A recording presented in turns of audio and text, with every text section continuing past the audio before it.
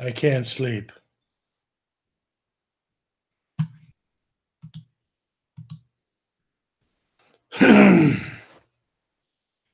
Yep. Fucking insomnia, bro. Like, I mean, I don't know if it counts as insomnia because I got like 3 hours of sleep. But yeah, totally, totally can't sleep. You know, I really need to create like a vlog channel and stop doing this stuff on my live stream channel. Oh man. Man, I don't know. Like I've gotten used to the idea that my life is on camera now. Like I want to go live like every day, you know, just talk to people. It's what I really want. But I don't think live shows are very popular right now. Like everybody's streaming, so there's so much to choose from. But like with SideQuest, we have to put a lot of work and effort and time into it to make it unique and good. I don't think people like just vlog channels where people just come on and talk about their lives or their ideas or something like that. I mean, aren't video vlogs dead? Like, isn't that a dead thing now? I'm not sure. You know? But I guess this is why the Magog of Morscar live streams exists, so that I'm not doing this stuff on my main channel, and you know I can just kind of do what I want. I have no idea if anybody's even watching this. Let me pop over to the thing. Hey, everybody. Irate Bear's in the chat. What are you doing awake? Oh, wait, it's like midday for you, isn't it? Yeah, you're in England.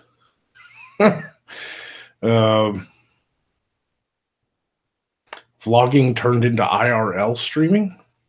I have no idea what that is. I do what I want.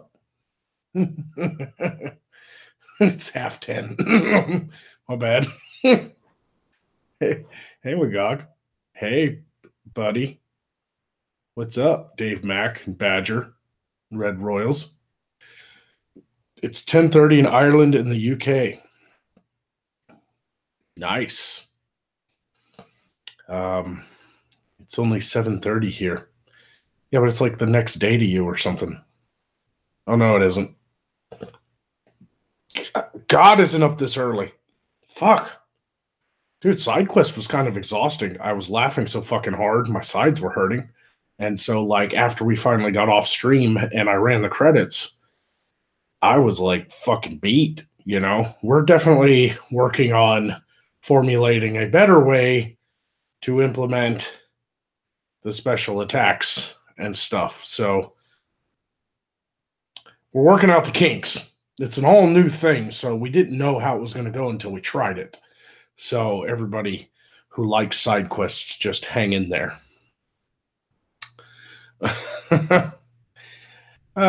Hey, Irate Bear, are you bored? Do you want to come on? Do you want to come on talk with me? Huh? Are you bored? I have no idea. I don't know. I don't know why I can't sleep. I basically just I passed out for like 3 hours. I went to bed way earlier than I normally do, and I think that's what has fucked me up.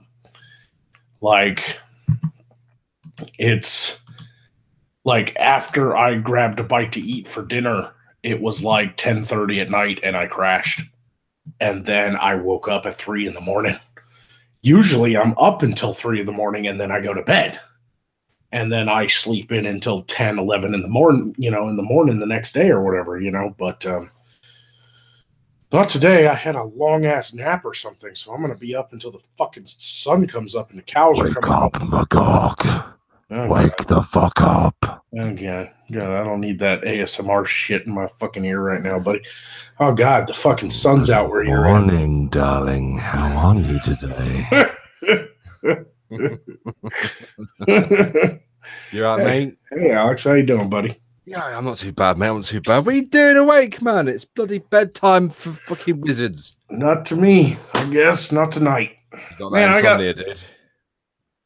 I got a lot on my mind though, man.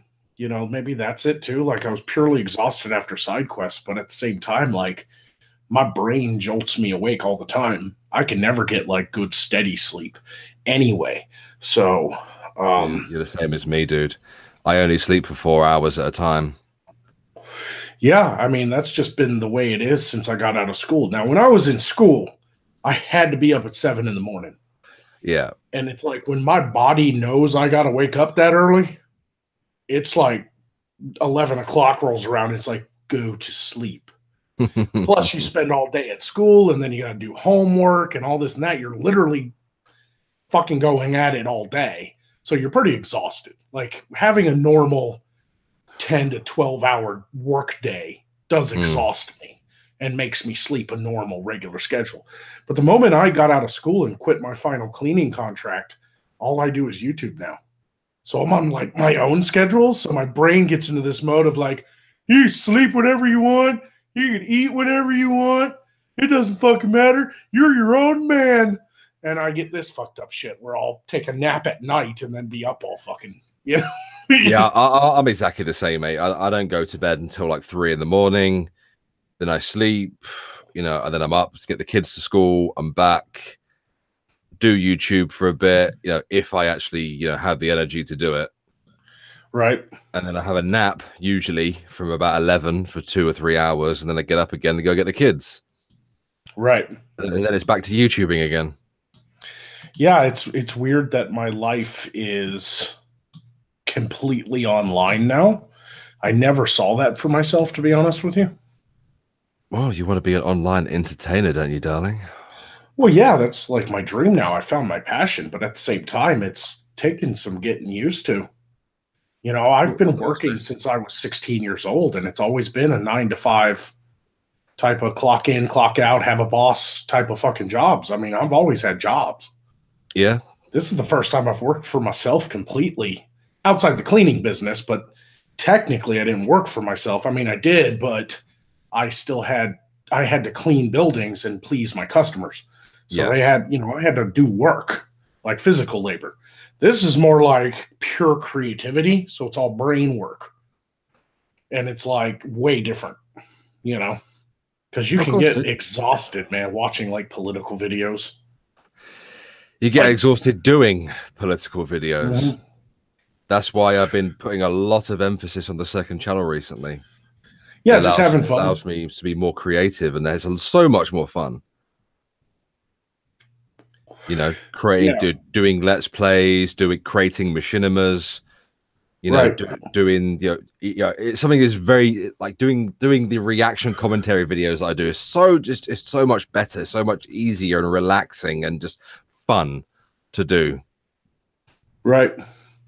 Peter Herbert has a question. He says, Magog, have you considered having set items which the viewers can pay to give one of the characters in side quests, healing potions with set effects, etc., etc.? No. But I will take that into consideration. We're definitely working out a new system for side quests. Did you see the show tonight? No, I did not, because it was at 1 o'clock in the morning my time, and I think I was playing RimWorld at the time. I was exhausted after Ghost Poo. Right. Not a lot of energy has to go into Ghost Poo. Yeah. So we decided that since people were really excited about the special attacks, and we were only doing one special attack per show, like once we were activated, that was it. Then people started in the chat like, well, there should be more attacks. So this show, we were like, okay, we're still trying to figure things out. It's only third episode. This is a new gimmick. It's a new way of doing things. No other live stream on YouTube does what we do, with health bars and special attacks and stuff. So I was all like, as long as people pay the $15 or more, you can activate the special attacks anytime you want. And we thought because it costs so much, that would give us maybe one or two a stream. Mm-hmm. Right? maybe it'd be like, okay, it's a little expensive, but somebody out there with deep pockets might activate us more than once, and we could have some fun with it. We were wrong. There were Good. like eight people in our chat. Were like, here's $25. Activate everyone. It's just Good. like Jesus Christ. It's like I'm not complaining about it, dude. It was pure chaos, though. We couldn't get our show on. Well, you guys have a producer. We need more rules. We need more gimmicks. So we think we figured it out, but it's going to take some. I'm going to have to do some artwork. I'm going to have to do some more overlays and animations and stuff. Like the show's going to get bigger now. What you need is a producer. God, I wish I had an in-studio producer, bro. Dude, I really do. To do all this shit for you. Yeah, I really wish I had somebody just running all the stuff for me and calculating everything and hitting all the buttons for me so I could just concentrate on entertaining. Yeah. Maybe we'll get there. You want a job? Yeah, I'm actually looking for a job right now as well. Having no luck. So hit me up, dude. I'll send you a CV in DMs. Right. Does YouTube dude, SideQuest is massively successful. We're just trying to figure out all the little kinks. I still say you should dual stream it to Twitch. We will. We'll get there eventually. The problem is every time I've simulcast, it eats my bandwidth, and I start getting OBS freakouts. Again, trusted producer. Yeah. That's why all that for you. Yeah, if I had somebody who was all like, we're simulcasting out on Twitch using Restream, because I've used Restream before on SideQuest last season with me and Vamp and everybody, and I had to get my friend who lives in another town 45 minutes away to be home every Monday night and just Restream for me. I was doing everything else, but he was just like, yeah, I'll Restream it for you, man. No biggie. Because I couldn't do it on my home computer. It would eat up all my bandwidth. I was getting freezes and stuff in my camera and shit, so it was a really bad idea to try to overload my crappy internet at this apartment complex. Yeah. I'm really considering when the studio is built on the land, having industrial internet run out there, paying tens of thousands of dollars to have business internet. Businesses get way better internet because they pay for it. Yeah, I'm thinking about doing that, man, so that I can run everything from one location. But yeah, it's working out the kinks is definitely. I'll definitely.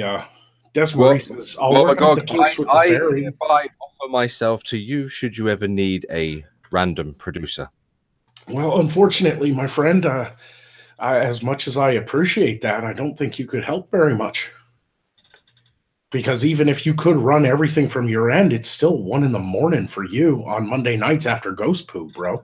Yeah, I know. You'll be fucking exhausted, bro. I don't want to put that on you, man. That's fine. Not as a permanent thing, but I could certainly do it every so often if you wanted to. I'm awake at that time anyway, every single night. So, and I wouldn't have to be on the actual stream. The what? I wouldn't actually have to be on the stream. I just have to.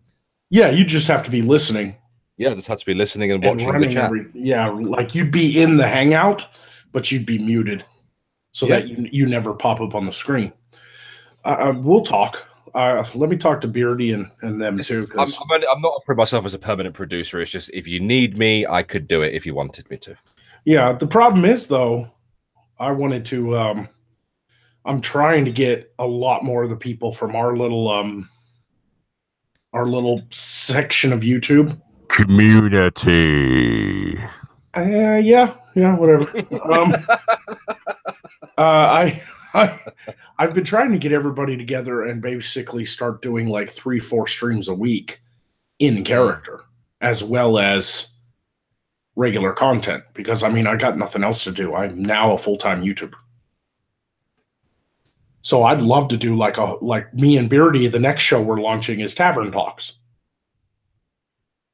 And I'd love it if you could throw up some sort of set and join as Lord Bear. I want to tell you something in DMs if I can. I don't want to say it publicly just at the moment. Yep, go ahead and there you go. So Yeah, I understand, man. I don't stop, dude. I don't sleep. So if you ever needed somebody, I wouldn't mind doing it. I really, really wouldn't mind doing it. As for the getting in character for Lord Bear, well,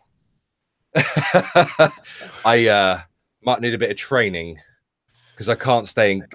I don't know if you've ever seen any of my Lord Bear machinima pieces. A few of them. I started to check them out. They're pretty funny, man. I do everything off the cuff when I do that. Yeah, that's fine. But I can't do it for that long. Well, here's the thing. Fuck Lord Bear. In the ass. No, like that's something you created. It didn't quite work out like we thought it would. So how about trying a new character that doesn't have a channel that only appears on my shows? That's not a bad idea, actually. That is just you, with no kind of connection to Bear.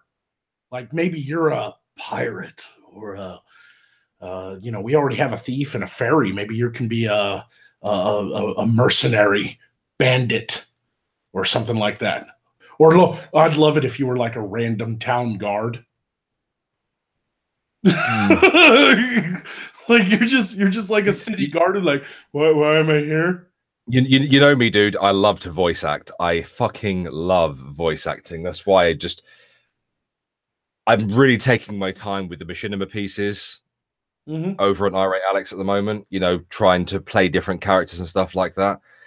I don't, and I'm getting better at it as well off the cuff. I don't know if you saw it, but I did this thing where I played 2 sports commentators for the Gloucestershire cheese race. Yeah, you told me about that when I hopped on your channel. I don't know if you've watched it, but I played myself and Lord Bear in the same video. Nice. And all of it was completely off the cuff. I did it in one take. Just boom, boom, boom, boom, boom. Just smashed it the fuck out. Your little to create a character for Tavern Talks. Your old ladies in the chat saying, "Sort the curtain out."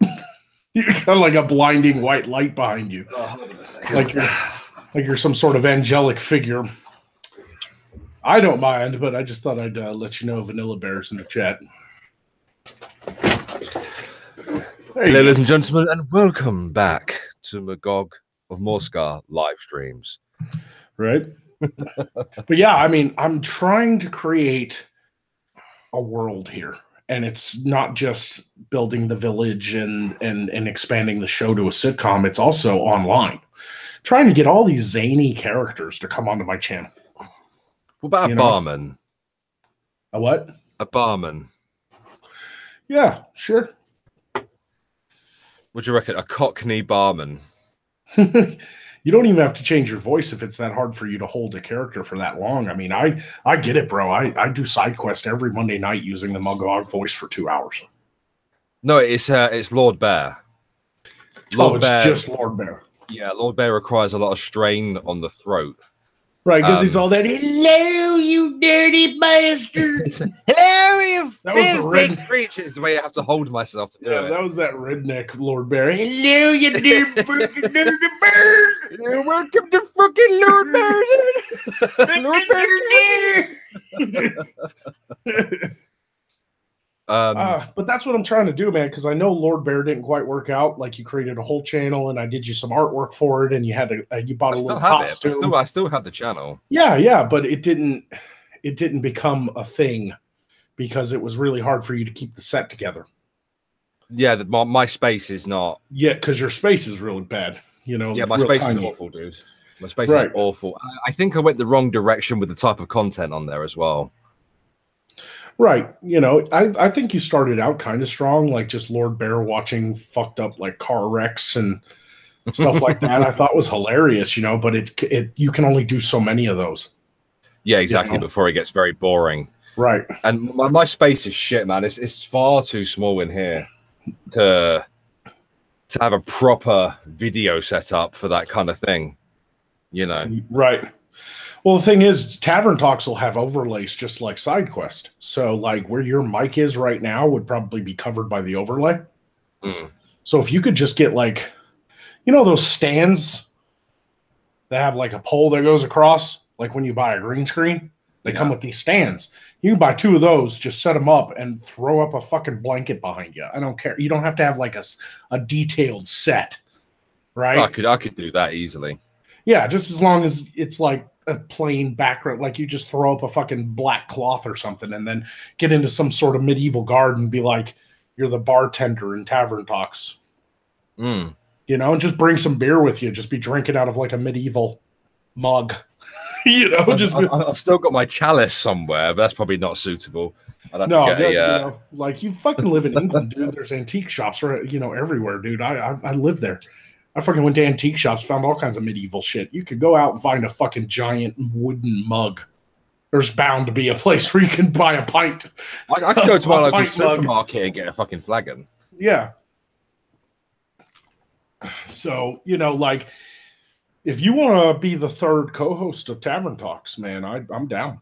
We shall discuss. Yeah, just I am looking for a job, mate, at the moment, and finding one that fits around family is proving. Well, that's why like making money online is perfect for a guy like you. Yeah, because you're you're kind of a stay-at-home dad, you know. Yeah, and it's proven difficult to find something that's suitable, and I don't sleep, so. And I tell you, between me, you, the chat, and the wall, 3 episodes of Side Quest, $1,200. Holy balls! That's only 3 episodes to split between the 4 of us. So there's money in that kind of entertainment. Our fans love it, and they're willing to donate.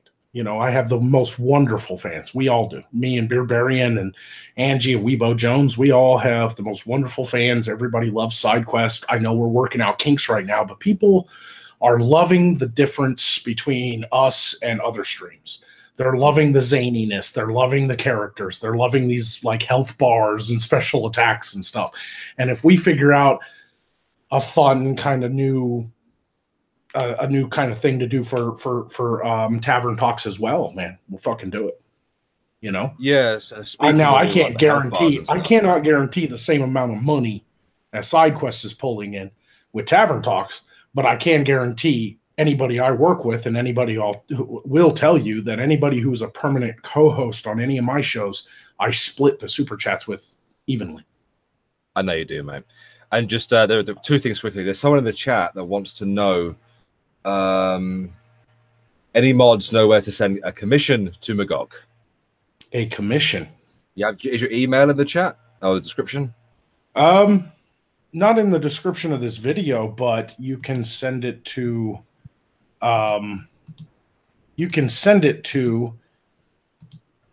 Dear. I'll put it in the chat. It's on my Twitter, but I've started checking it more often too. Dear Magog at protonmail.com. Just Dear Magog. It's my fan email for people to write Magog. I don't always write back because I get a lot of emails and I try my best. Or you can just Twitter me. If you have a Twitter, man, I have open DMs. You know? That's brave. Yeah. And I check my requests too. So if I'm not following the person back, it'll go to a separate little tab so that it doesn't flood your main one. But I check it all the time. So the best ways to get a hold of me still are Twitter and Dear Magog at protonmail.com. Those are the best ways to get a hold of me. I will eventually answer you the best I can. Oh, yeah. And the other thing, I have a little bit of experience with the whole health bar thing. Free Press a while back made me something called the Bear Pit, which ended up becoming a prototype for what he would eventually go on to make for Ghastly and AP. And it had like my OBS was filled to the fucking brim, full of all the widgets and shit for health bars and introducing characters and all that kind of stuff. So, and obviously sound effects and music and all that kind of shit. And I managed to do one show. The problem with it is that getting people to debate on a live show like that was, obviously difficult. But with your show, it's fixed. People are fixed. Right. I want to collab with Beardy again because I really like voicing his subconscious. Yeah, that was really funny. I loved that video where it was like all this eloquent English speak in his head, and then finally the camera just turns and he's just drawing dicks on a fucking piece of paper. Yeah. Yeah. But I want to start doing some more stuff, like not just in character. I love little things like this where I just, like I get together with a buddy and just talk. Well, your documentary was quite good. My mockumentary. Well, yeah. Beyond Magog, the mockumentary, that was good. Yeah, that was just something I did for the patrons, and eventually after a year I just released it publicly, and you'd be surprised about how many people were like, that shit was fucking hilarious. But every now and again I still got people who are like, oh, it totally broke immersion.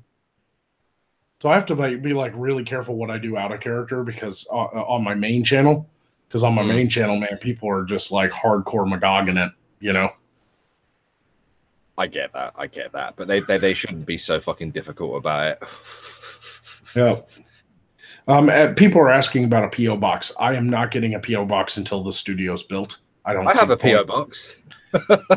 I've received one package so far from Trez Silverwolf. However, if you message me, I will give you my current address, because I'm not going to be here very long anyway. I just don't want to make it public. But if you have something you want to send me that's physical, I'll fucking give you my address and you can send it to me. I've done it before with fans. I got this bottle from Motive Labros.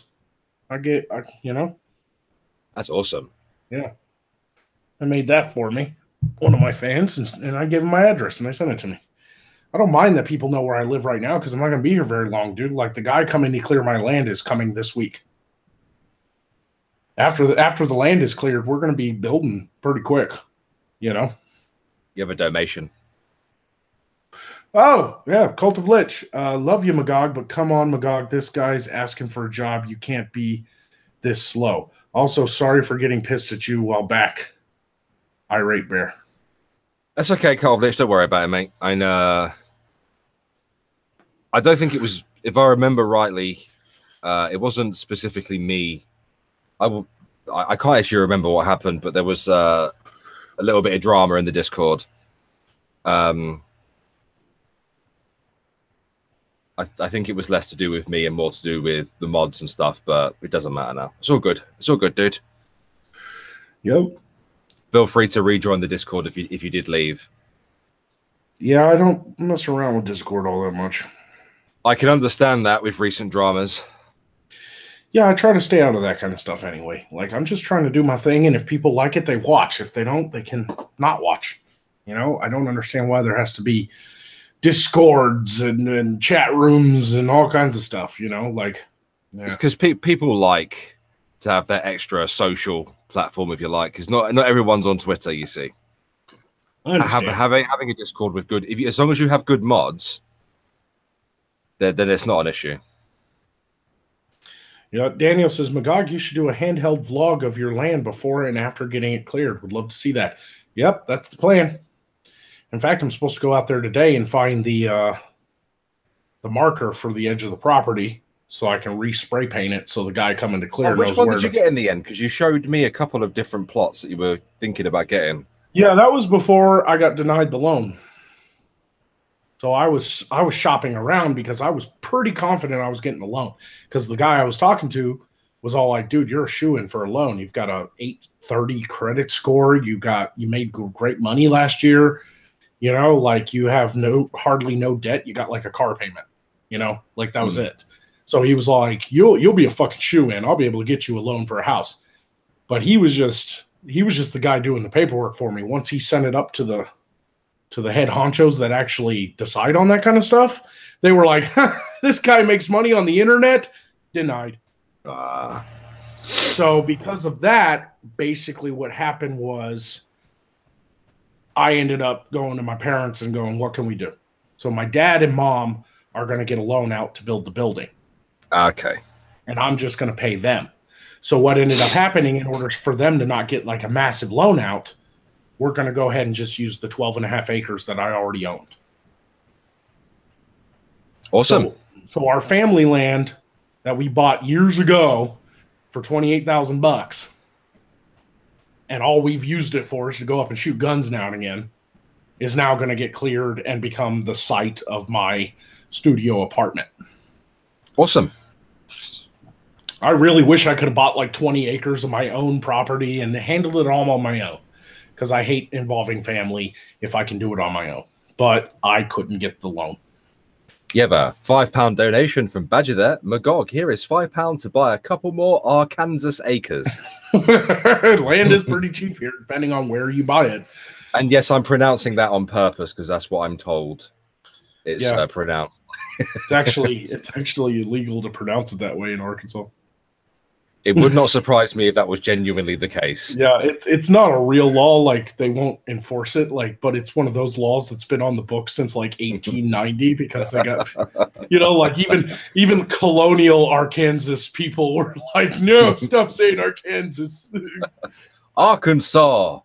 Well, it is kind of disrespectful to the Indians that this state was named after, the Quapaw, which Arkansas was like the French pronunciation of their tribe. Yeah.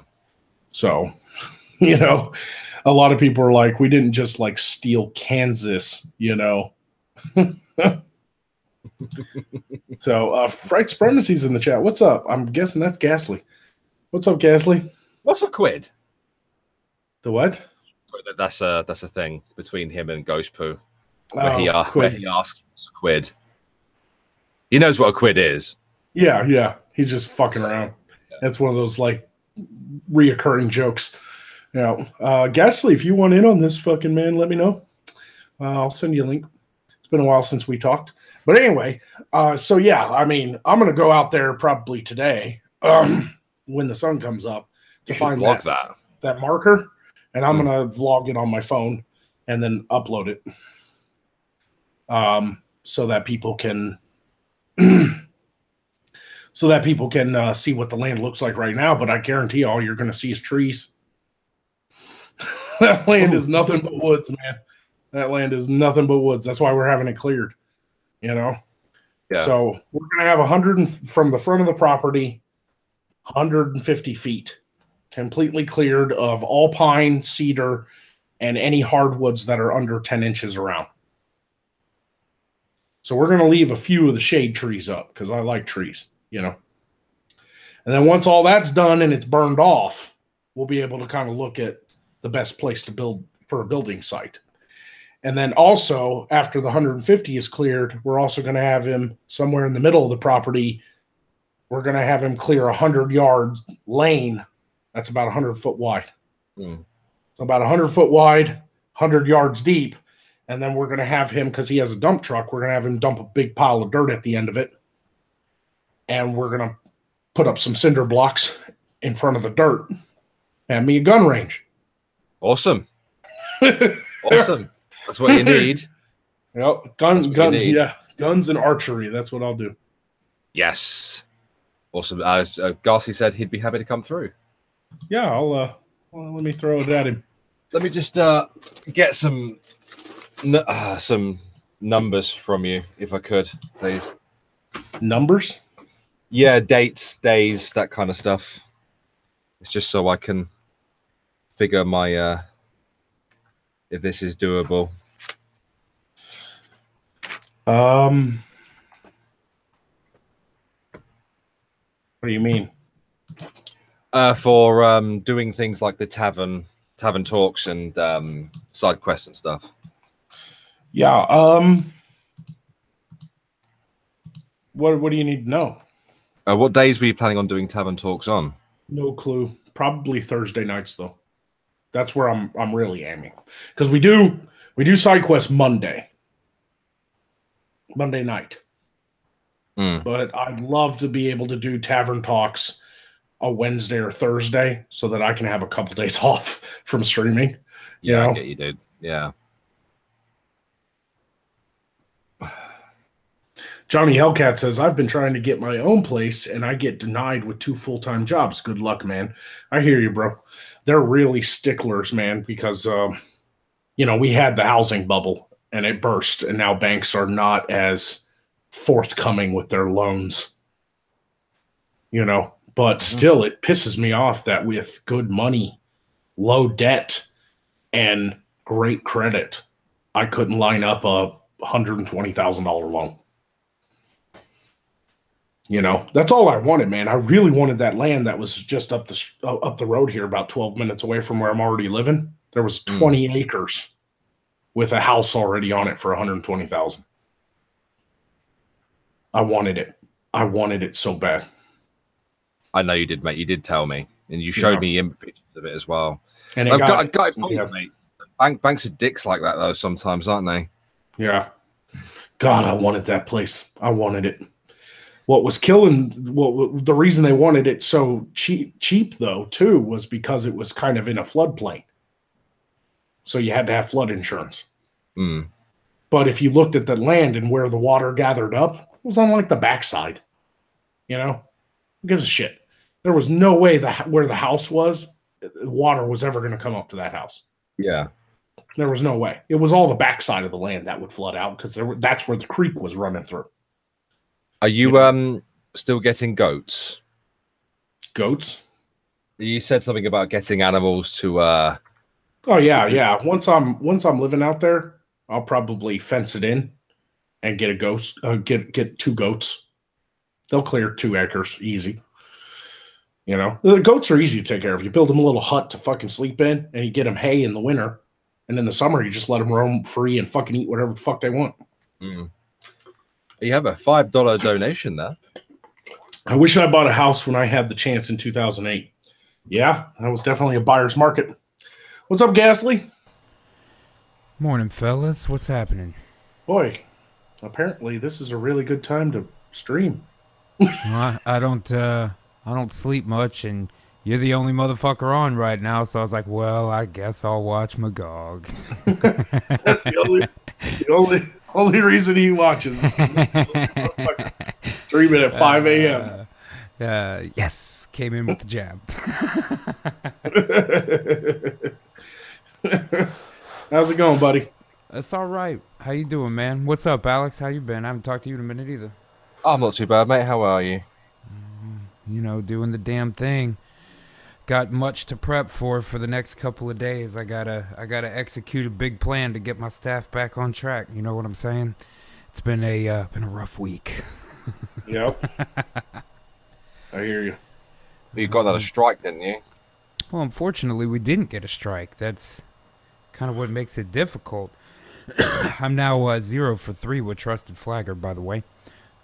But we didn't get a strike on Gold City Streaming, which was Gold City Streaming 2.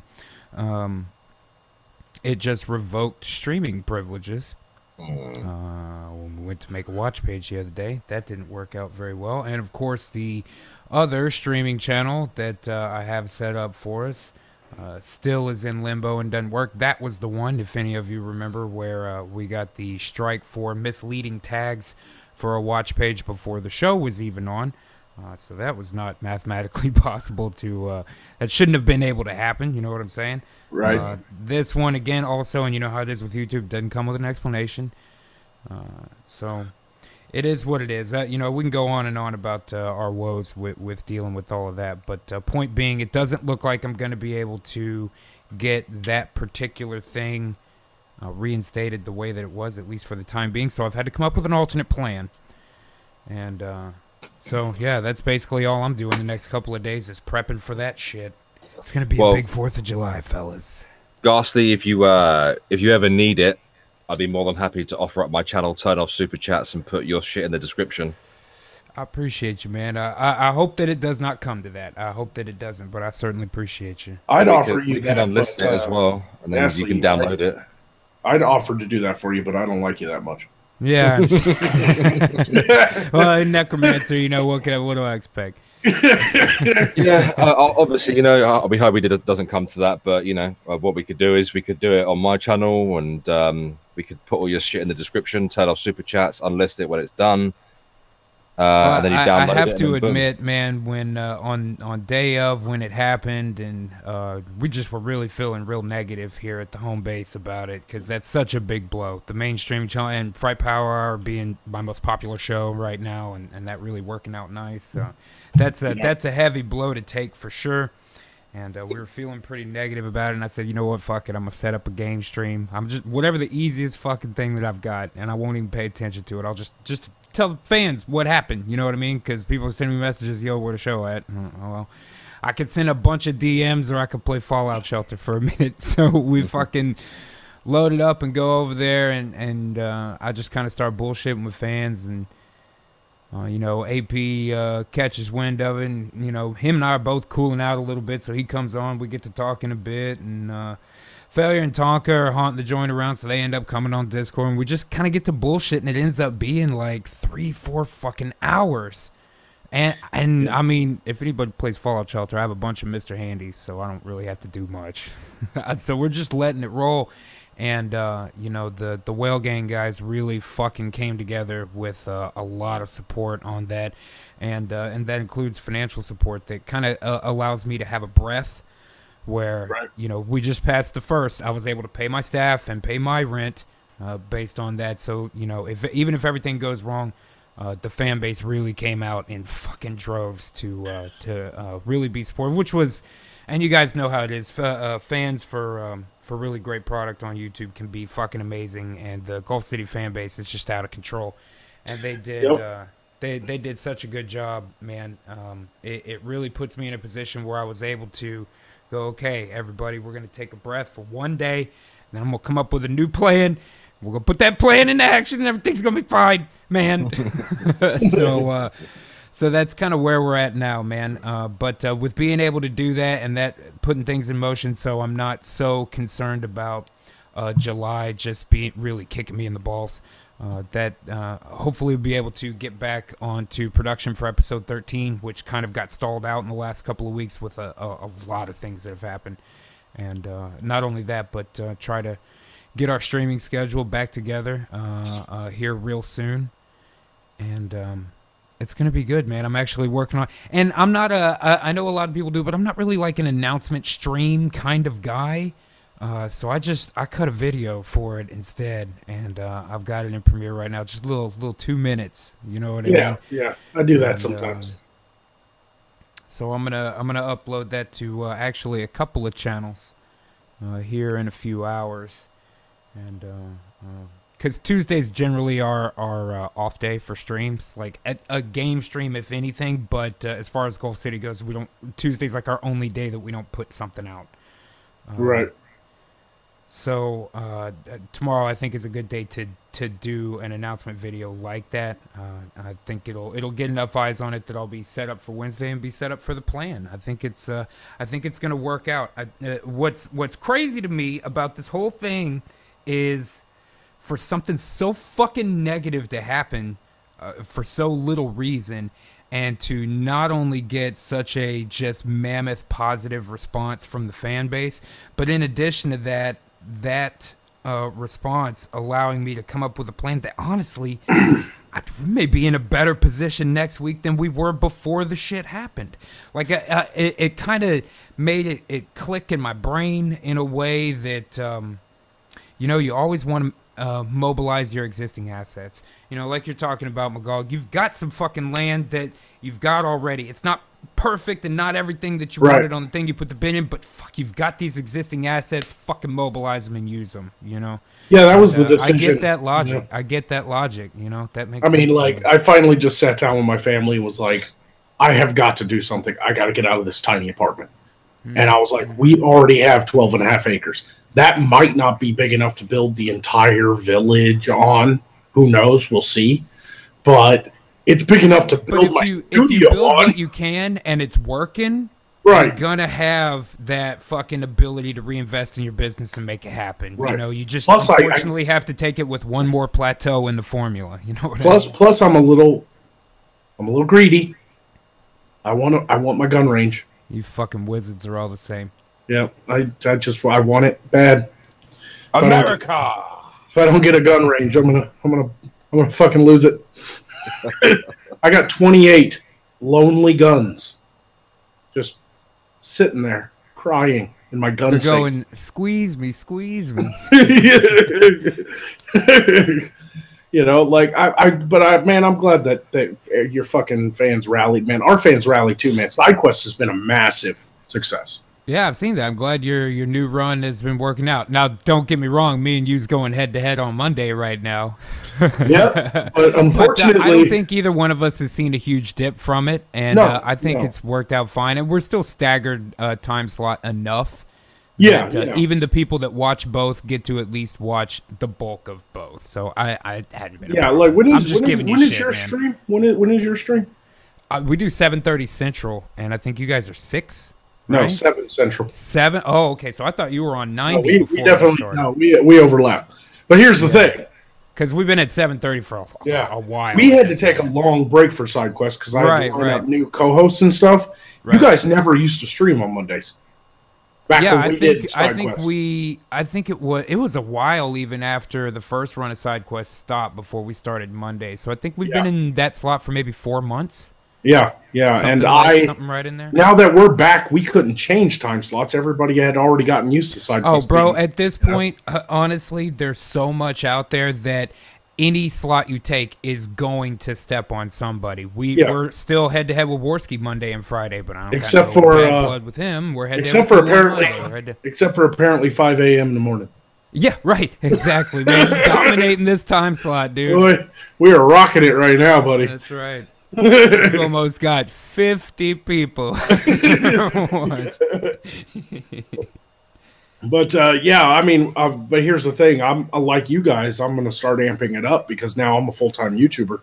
So more live shows in character, and I've just got done talking to Alex about that. Like he wants to do a character. That's me. Yeah, I heard that's you. I heard a couple of hot minutes, man. Because I honestly, and I don't know how everybody does the YouTubers on a day-to-day, but I just push the play button over and over and over, and just refresh my home page on YouTube most of the time. Because it gives me the channels I watch most often and streams that are on right now. And I listen to a ton of streams while I'm working and shit. So it just happened to go, boop, Magoo. I was like, all right, here we go. Well, I appreciate you coming on. It has been a long time since we talked. And, I'm just... you know how it is, man. Fucking schedules and that whole cartoon thing, I mean, it takes up a little bit. Well, you guys are doing great, though. Like, I really do love your show. I love being on it. Thanks, man. Yeah, I love your show. In fact, I was bored the other day, but I really wanted to watch cartoons, and so I was like, "I'm gonna watch," and I was like, "I'm gonna watch Metalocalypse," right? Because it had been a while since I watched Metalocalypse, and then all of a sudden it was just like, it was like Kismet or something, Because I was on Twitter and I saw like somebody had retweeted one of your videos, one of your episodes. It was like episode 8. And I was just like, you know what? I've missed a couple. So I just went to your playlist and started from episode 1. So instead of watching Metalocalypse, plot exposition in like 7, 8, 9, that little run right there is just an insane amount of plot to try to pack into a 11-minute runtime. Right. So they go over a little bit, but the one that's on the way now, 13. Like if we were on TV, if this was Adult Swim or whatever, 13 would be like the season finale. Right. Like all of it, because I'm fucking cliffhanger master, man. You know what I mean? I try to just hang it off the edge pretty bad at the end of most of the episodes, but it's thanks for that. Yeah, hey, anytime, man. If I could get them out once a week, it wouldn't be such a big deal. It's just God, it takes so long. You know how frustrating it is. I'm sitting there going, no. I know. I need to know what happens next. we should see some good sealing up of all of that because in addition to how we're kind of handling the live end of the whole thing, the cartoon end of it as well is going to go through an expansion period. So it's going to be a lot of growing pains for the summer, but I think it's all going to really work out well. You know what you know what I'd love to see for the future? I'd love it if all of my shows, like Tavern Talk, SideQuest, everything, all my co-hosts could come out once a year to my village when it's built. Do the super show. Just do the fucking super show. Yeah, everybody live on hand. Yeah. Yep. Pay a nigger and I'll get a plane ticket. That's right. Give a bear a jar of honey, he'll be there, motherfucker. Right? Ain't that the truth? That's right. I'd love that, to have like Angie fly down, Beer Berry and Weebo Jones, have whoever else joins. You know, Alex. Beer got a passport? He's working on it. Know, man. I need a new passport. Mine's well out of date now. It's been years since I've been abroad, so I haven't needed it. When's it going to be built? Says Call Me Oz. Yeah, we're a while away from that. Unless like a miracle happens. Now, I did have the GoFundMe out, and I hit $5,000 in a week, and that was my first goal. So now I just moved it up to $7,000 to see if anybody wants to continue going. But I'd probably need another $20,000 to get started on the village. Well, then what you setting a $5,000 GoFundMe for? Because I didn't think I could raise. When I first started, I get that. Yeah, I didn't think I could raise $20,000 off of my small audience. I'm not lying. Like when I first started, it was actually set for $10,000. I lowered it to $5,000 because I was like, maybe 10 looks too scary to people. You know, I get that. So, and it's hard to go out there palms up at all. You know, right? I didn't even want to do that. Yeah, no, I get it. You want to work for the money. I do too. Yeah. But that's why I started It's tough because you get stuck on a plateau where you're like, God damn it, I gotta get this lump sum so I can get this thing done and move on to the next, and that's just not easy to do. Right. In the current platform climate, which is rough. Vanilla Bear's trying to get you to keep me in the chat there. I'm not a Mexican. Vanilla's like, yeah, just shut him up a few hours a week. It'll be fine. I may look like a Mexican, but I'm not a Mexican, and you can't treat me like that. Dude, Bear, if you ever come down to Arkansas to visit to do like a show, we should cut a skit where like I just throw you in the storm shelter and fucking like close the door like on Texas Chainsaw, just like you know. No August, just don't do August. And then what we do is, if you're not from the South, don't come to the South in August. You will not have a good time. No. But it would be hilarious if it was like we did that, and then we did our show, and then as a little snippet at the end of the credits, it just shows you with like a beard and spider webs coming off of you, and you're like, "Where are you going me at? Look at me!" But then the bear's like, "I like this idea." Magog, have you seen Duralius and Associates? Who? I assume that's Duralius from Neebs Gaming. I have no idea who that is. Neebs Gaming is something you should check out, dude. It's fucking awesome.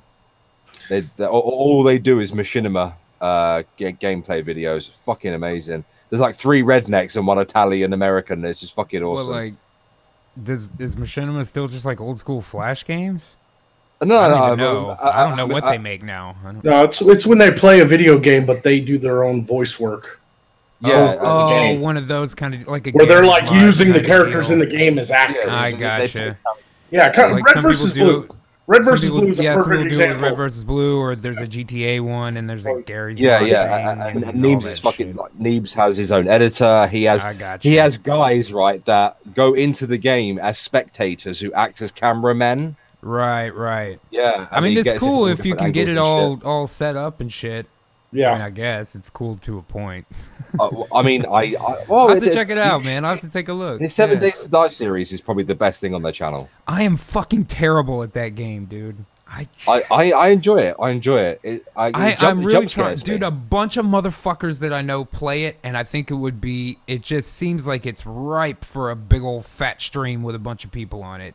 But I am not good at that game, dude. I'm not good. It takes time to get used to it, dude. It takes a while, you know. Yeah, I guess I don't get too much time to play it either.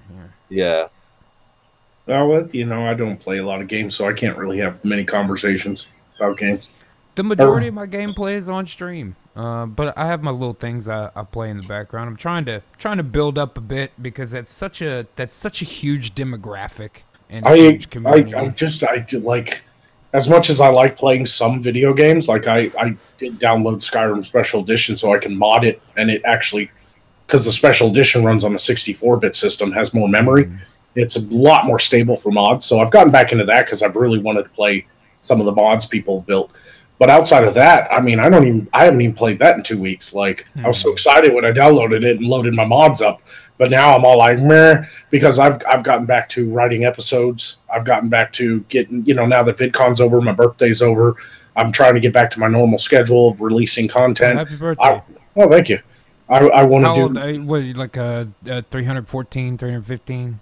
Magog, I said that in my last video. Magog's age is 300 years plus what I am in real life. Shit, I was actually pretty close then. Yeah, for Magog. Yeah. So Magog is 333 years old. I'm 33.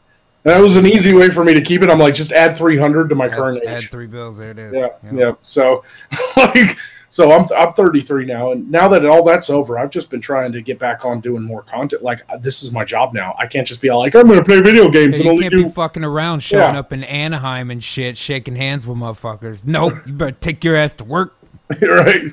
So I want to do more live shows, and because I have a little more extra time on my hands, I have set aside a couple hours every week to make sure that I can just turn on some music, masturbate quickly, and jerk it real quick. And I want to write another book, so I'm back to writing. I gotcha. So it's been a while. Another Borscar book.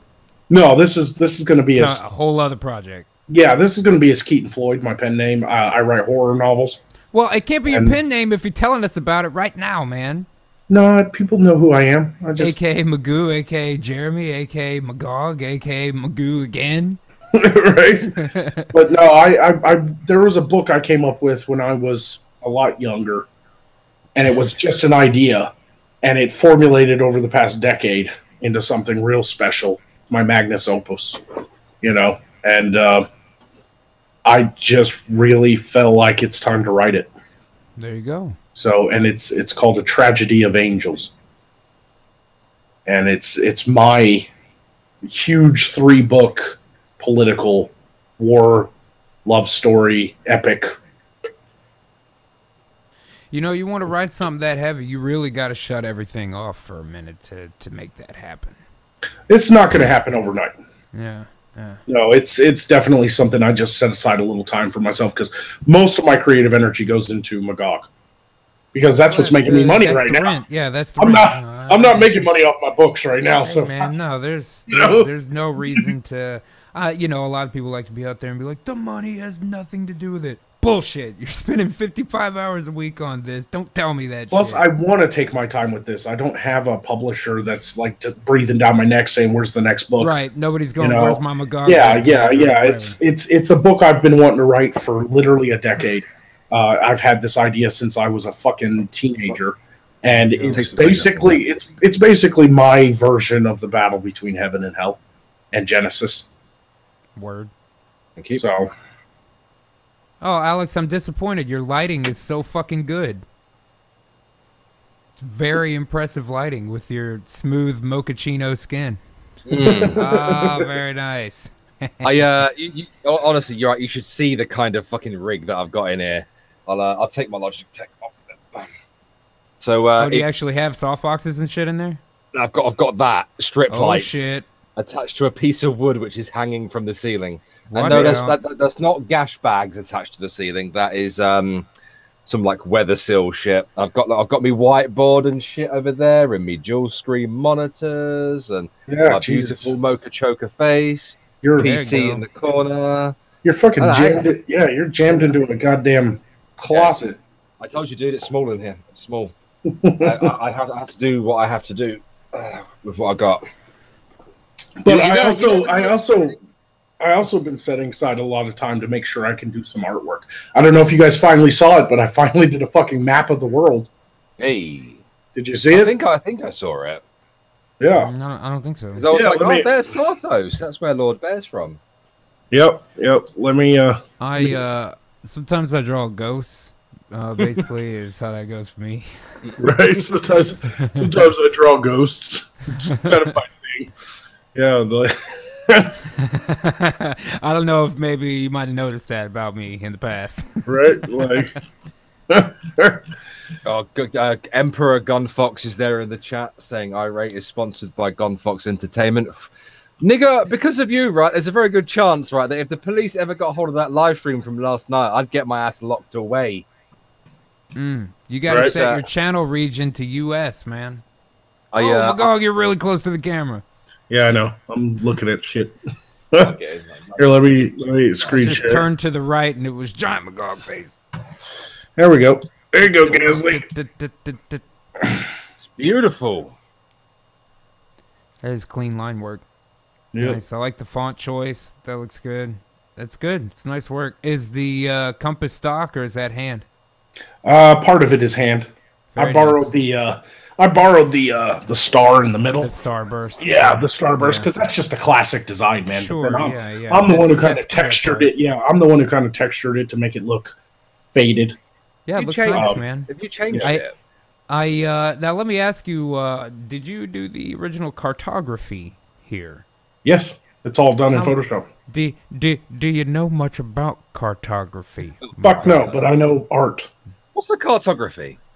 Cartography. Map making. Cartographers are people that make maps. Yeah, Well, I know And that. I've been looking for somebody. What's the quid, dude? Why don't you just tell me? What's the quid? So we got the brine there. That's where Weebo Jones's character is from, the thief. Avon Doom is up there in the northeast. And that's where Angie's the fairy character's from. Also known as Erlyn. Norscar. Yeah.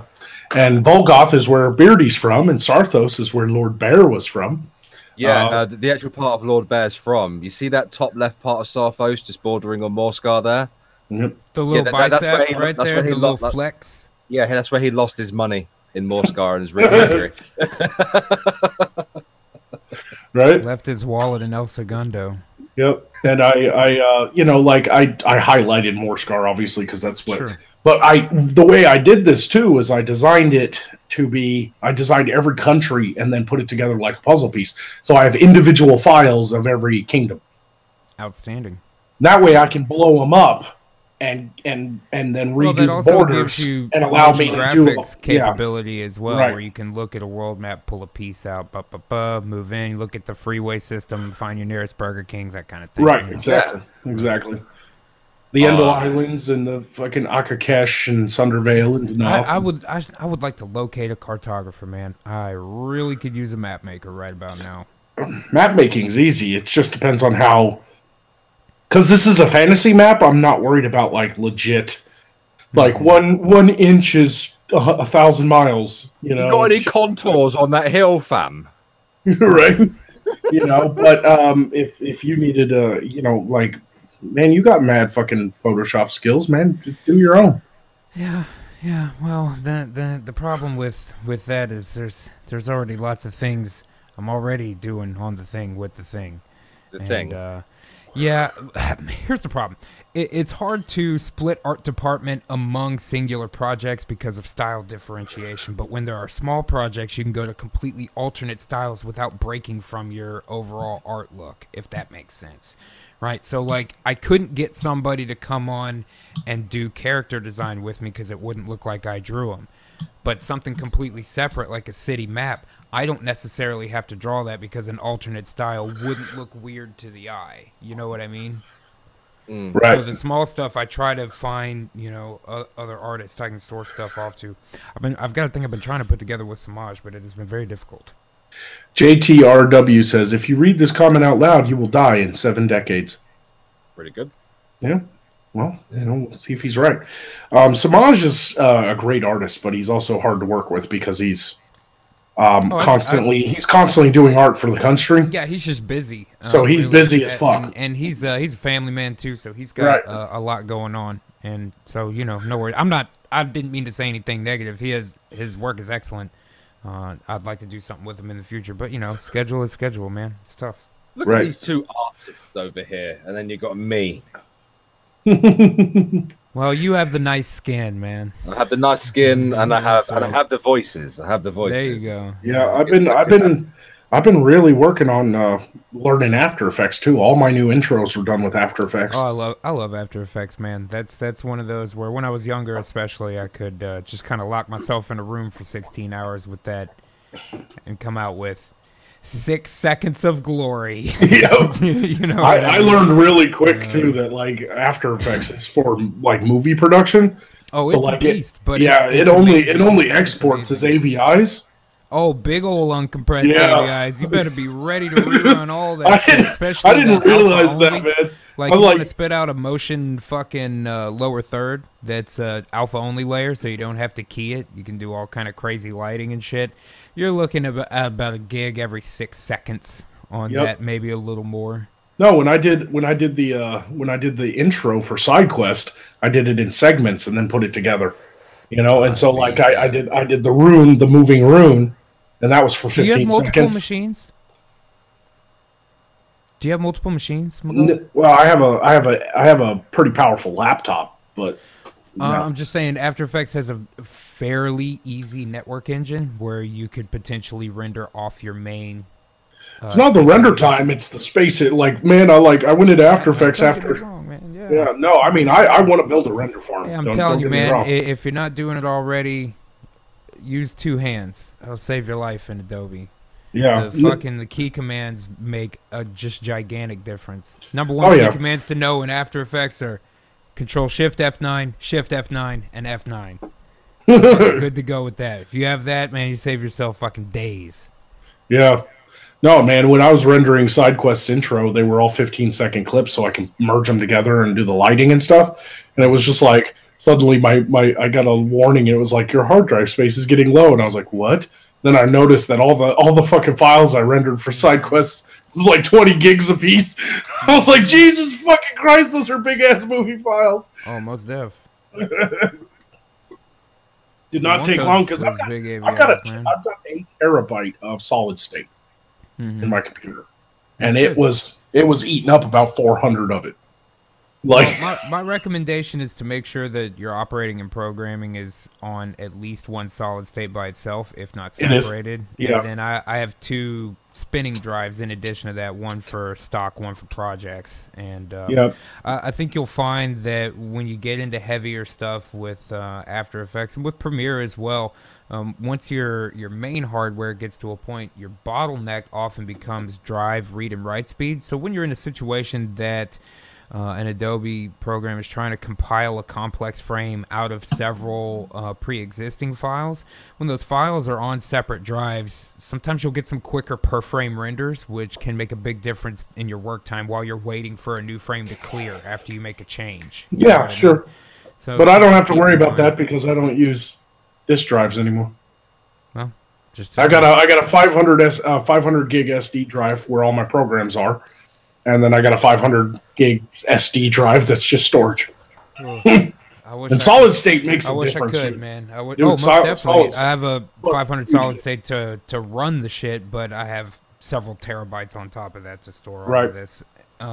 Solid state memory has gotten a lot cheaper. But you got to understand too. You hopefully be able to replace it soon enough. You are doing cartoons. You need it more than I do. It is a crazy amount of hardware. Yeah, for me, it's mostly Premiere Pro work. If I add magic effects overlays, like if Magog casts fire out of his hand, that's a pretty quick thing. But once it's rendered, it's just an H.264 video. I'm not even bothered with it. Like right now, that's what it is. Now, in the future, when I want to go do the bigger show, like the actual sitcom with a lot more effects, and maybe I'll get like an animator who needs a fucking job and be like, I need a fucking dragon. I need a 3D dragon right now. I'll definitely I'm already looking into building a whole separate computer just for editing and live streaming. You got it, man. Got it. JTRW says Ghastly is secretly Jason Lee from Dogma. No exquisite sin greater than Central Air. Yep. And that is the goddamn truth if I've ever heard it. Whilst you two have been talking, I've been writing this character in my head. Nice. Now you needed to know some information. I don't even have a format for the Tavern Talk show at the moment. I'm aiming for Wednesday or Thursday, but that's about it. It'll probably be the evening my time, so it might be a little late for you. Because I don't sleep. Yeah. But I think we might do Tavern Talks a little earlier than we do SideQuest. So okay. More like 5 p.m. my time, which would be like 11 o'clock your time. That's completely fine, dude. And guess what? I also still have my eye patch. You want to get an eye patch. Nice. Man, Ghastly, you guys don't appear on camera very much, do you? No, not too often. I guess I'm not against it or anything. It just hadn't been any real reason to. Right, man. I'm just trying to get people to like do some fun shit, man. Just like get a I fucking guess right now it's costume. because Get a I costume. just Come don't on want my to. show. I don't want to clean up my weed tray and shit right now, so I can't turn my camera on at the moment. I hear you. I hear you. No, I'm just saying. You know, like I love. I'm trying to create kind of like people can have their main channels or whatever, but I'm just trying to create a couple live shows that I do on my channel where people have the opportunity to just create a quick character, you know, throw up a backdrop and then get like a medieval shirt on or something and just like come on and play a character. What's the equivalent year? What's the equivalent year to what you're projecting there? I know it's in a different place, so it's not exactly the same. Huh? It's just based off medieval Europe, so 1200 to 1500. 14, 15, Yeah. somewhere in there. Yeah. Okay. Um. There's all kinds of different cultures too, so it's not like it's an exact thing. You know, just think of it as like Tamriel. yeah. Think of it as like it's medieval, and so like some of the dress can be fancier, but at the same time, it just hasn't gotten to the point. Like they use magic, so there hasn't really been like there's a lot of magic use in the fantasy realm, so there hasn't been a real need to like invent like cannons and gunpowder. So like it's pre-cannon and gunpowder, so still just medieval like catapults, bows and arrows, swords, you know, stuff like that. But that's about all I can really tell you because I'm open to people kind of taking what they want to do and then and adding to my world. You know, not everything has been worked out, not every little detail. Even though I built this world over 5 years before I ever used it for Magog, it was for a book.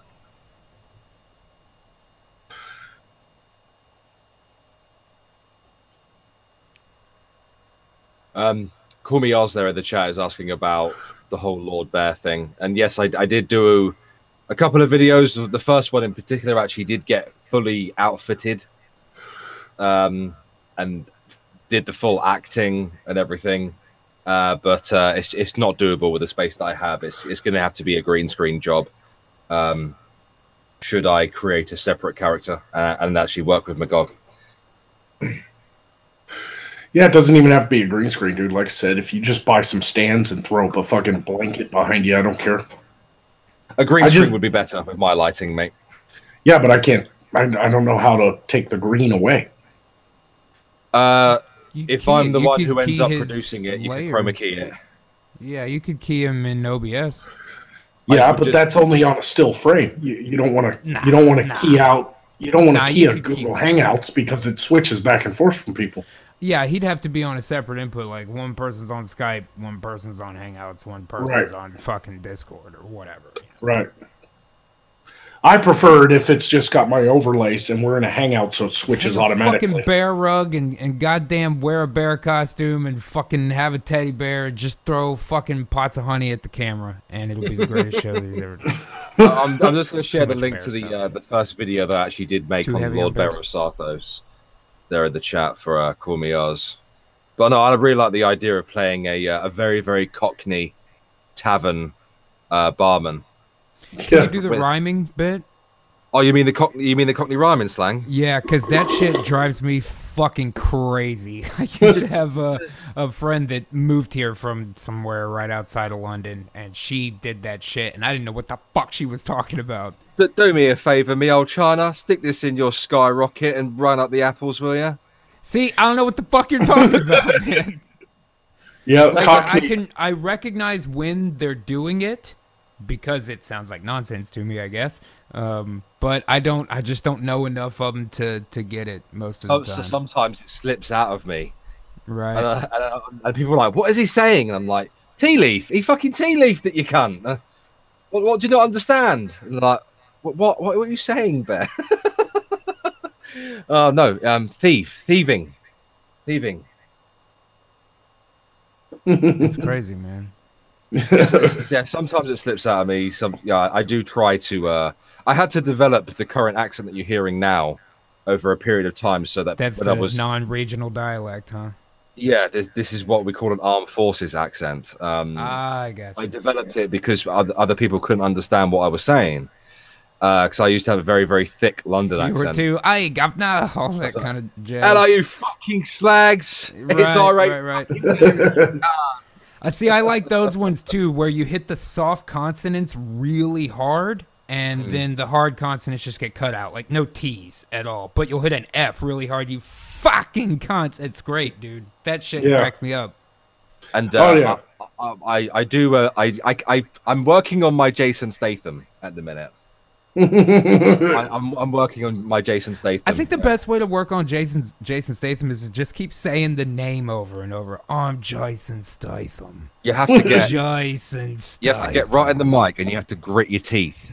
Right, the teeth can't come apart. You can't move your mouth when you're doing it. You just have to be like, "Hello, you fucking cunts. I'm Jason fucking Statham." Right, that's pretty good, man. Not bad. No, you soppy cunts.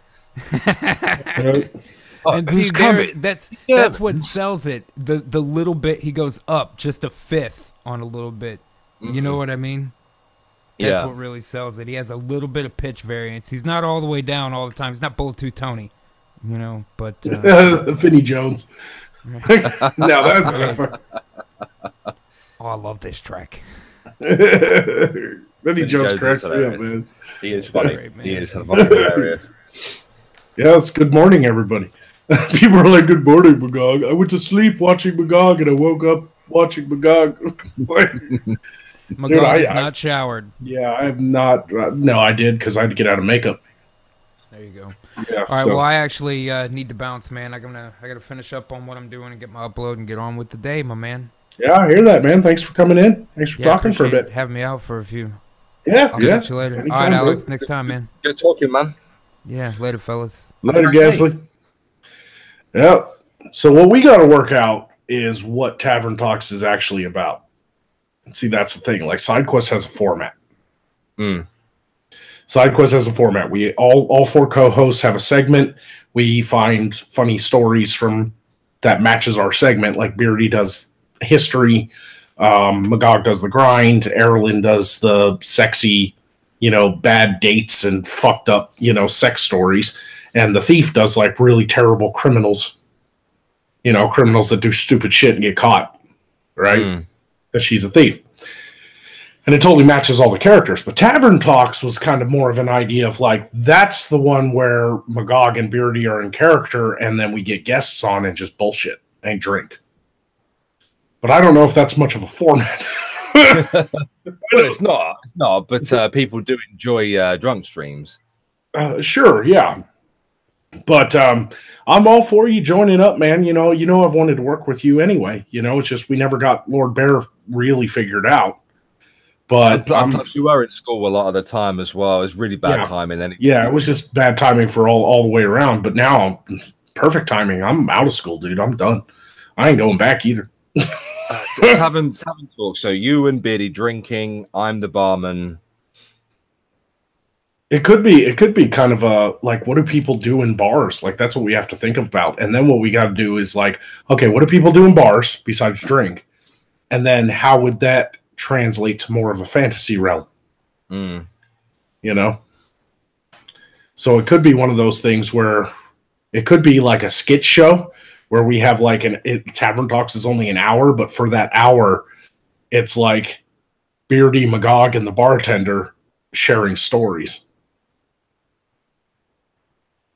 Yes, or maybe Magog and Beardy share stories, and the bartender just comments on them as he listens, cleaning glasses. Just sitting there getting really angry at you two because you won't fucking leave. Right, and by the end of the stream, it'd be like, you guys always stay until the very like, I want to go, leave my tavern now. I could get a bell for last orders, right? Wouldn't be about karaoke. I know that. What do you want to do?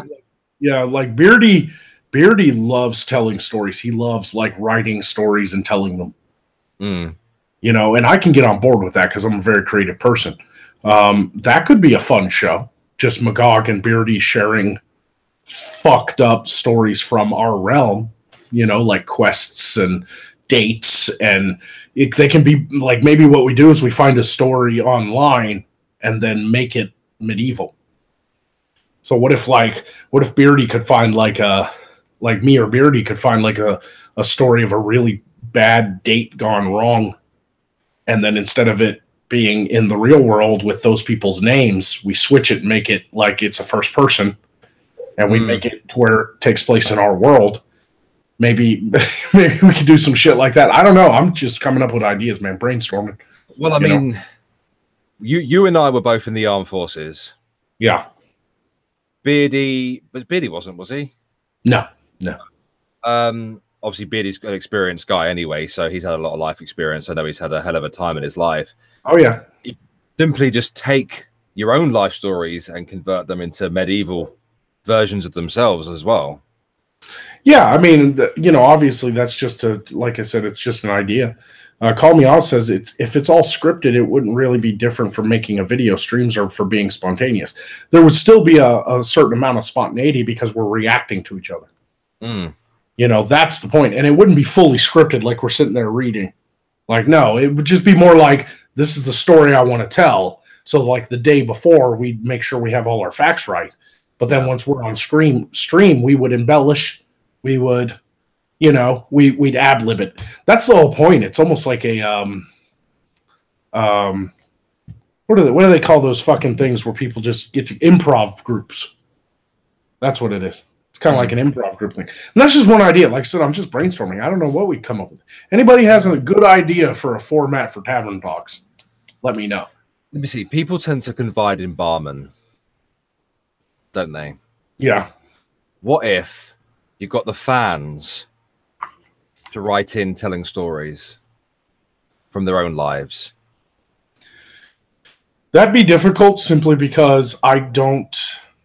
What if somebody like sends like a real personal story that even if we change names and stuff ends up pissing somebody off because they didn't want to actually they didn't want it known. Like you can't verify the source,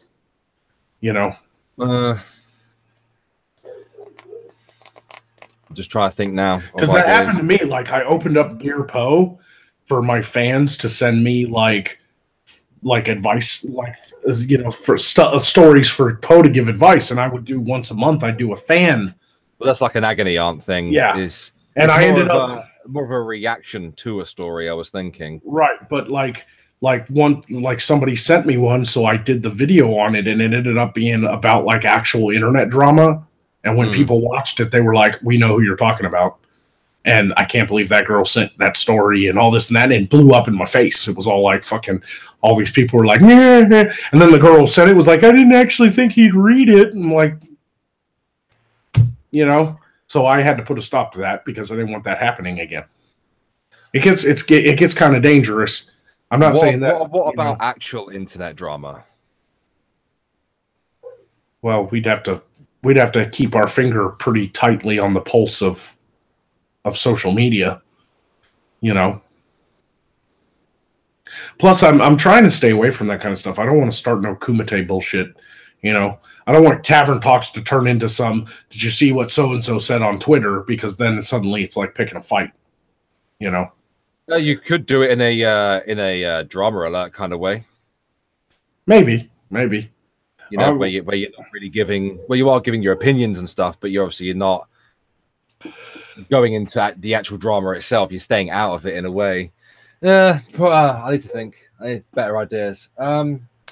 Yeah, that's the only thing holding me back. That's why I haven't even started Tavern Talks to begin with. We gave it a shot. I came up with a basic overlay, and me and Beardy just got on and fucking fucked around. But and we like the idea of just kind of having like a drunk stream. But I like the idea of it being more of kind of like an improv storytelling stream where it's like we're just fucking with each other.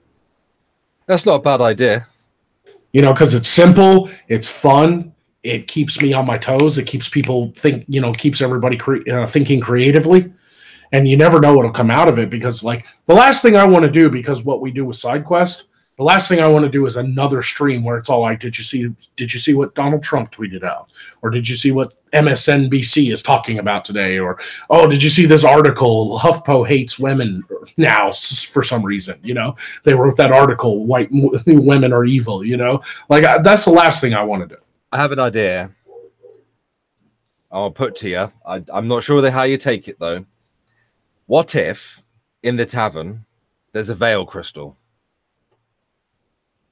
that allows us to see into the real world, and we react to some of the worst shit on the internet?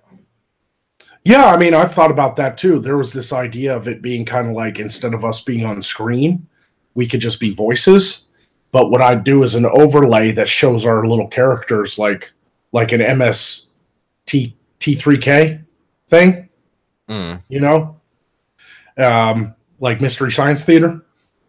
And we'd all be sitting there, and then I'd put up like a public domain movie or something like that. But instead of us being in like theater seats, there would be little cartoon versions of us sitting at a bar, and like you could be on the other side of it. You know, I don't know. Yeah. I'm trying to figure it out, man.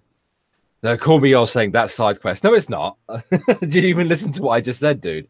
Yeah, no. Call me all. I'm not talking about social commentary, politics, and articles and shit. I'm talking about fucking road rage videos, fat bitches falling over, and fucking just all kinds of, you know, the shit drunk people laugh at. Yeah, where people are fucking falling into rivers and just doing like redneck fails and shit like that. There's tons of that shit on YouTube.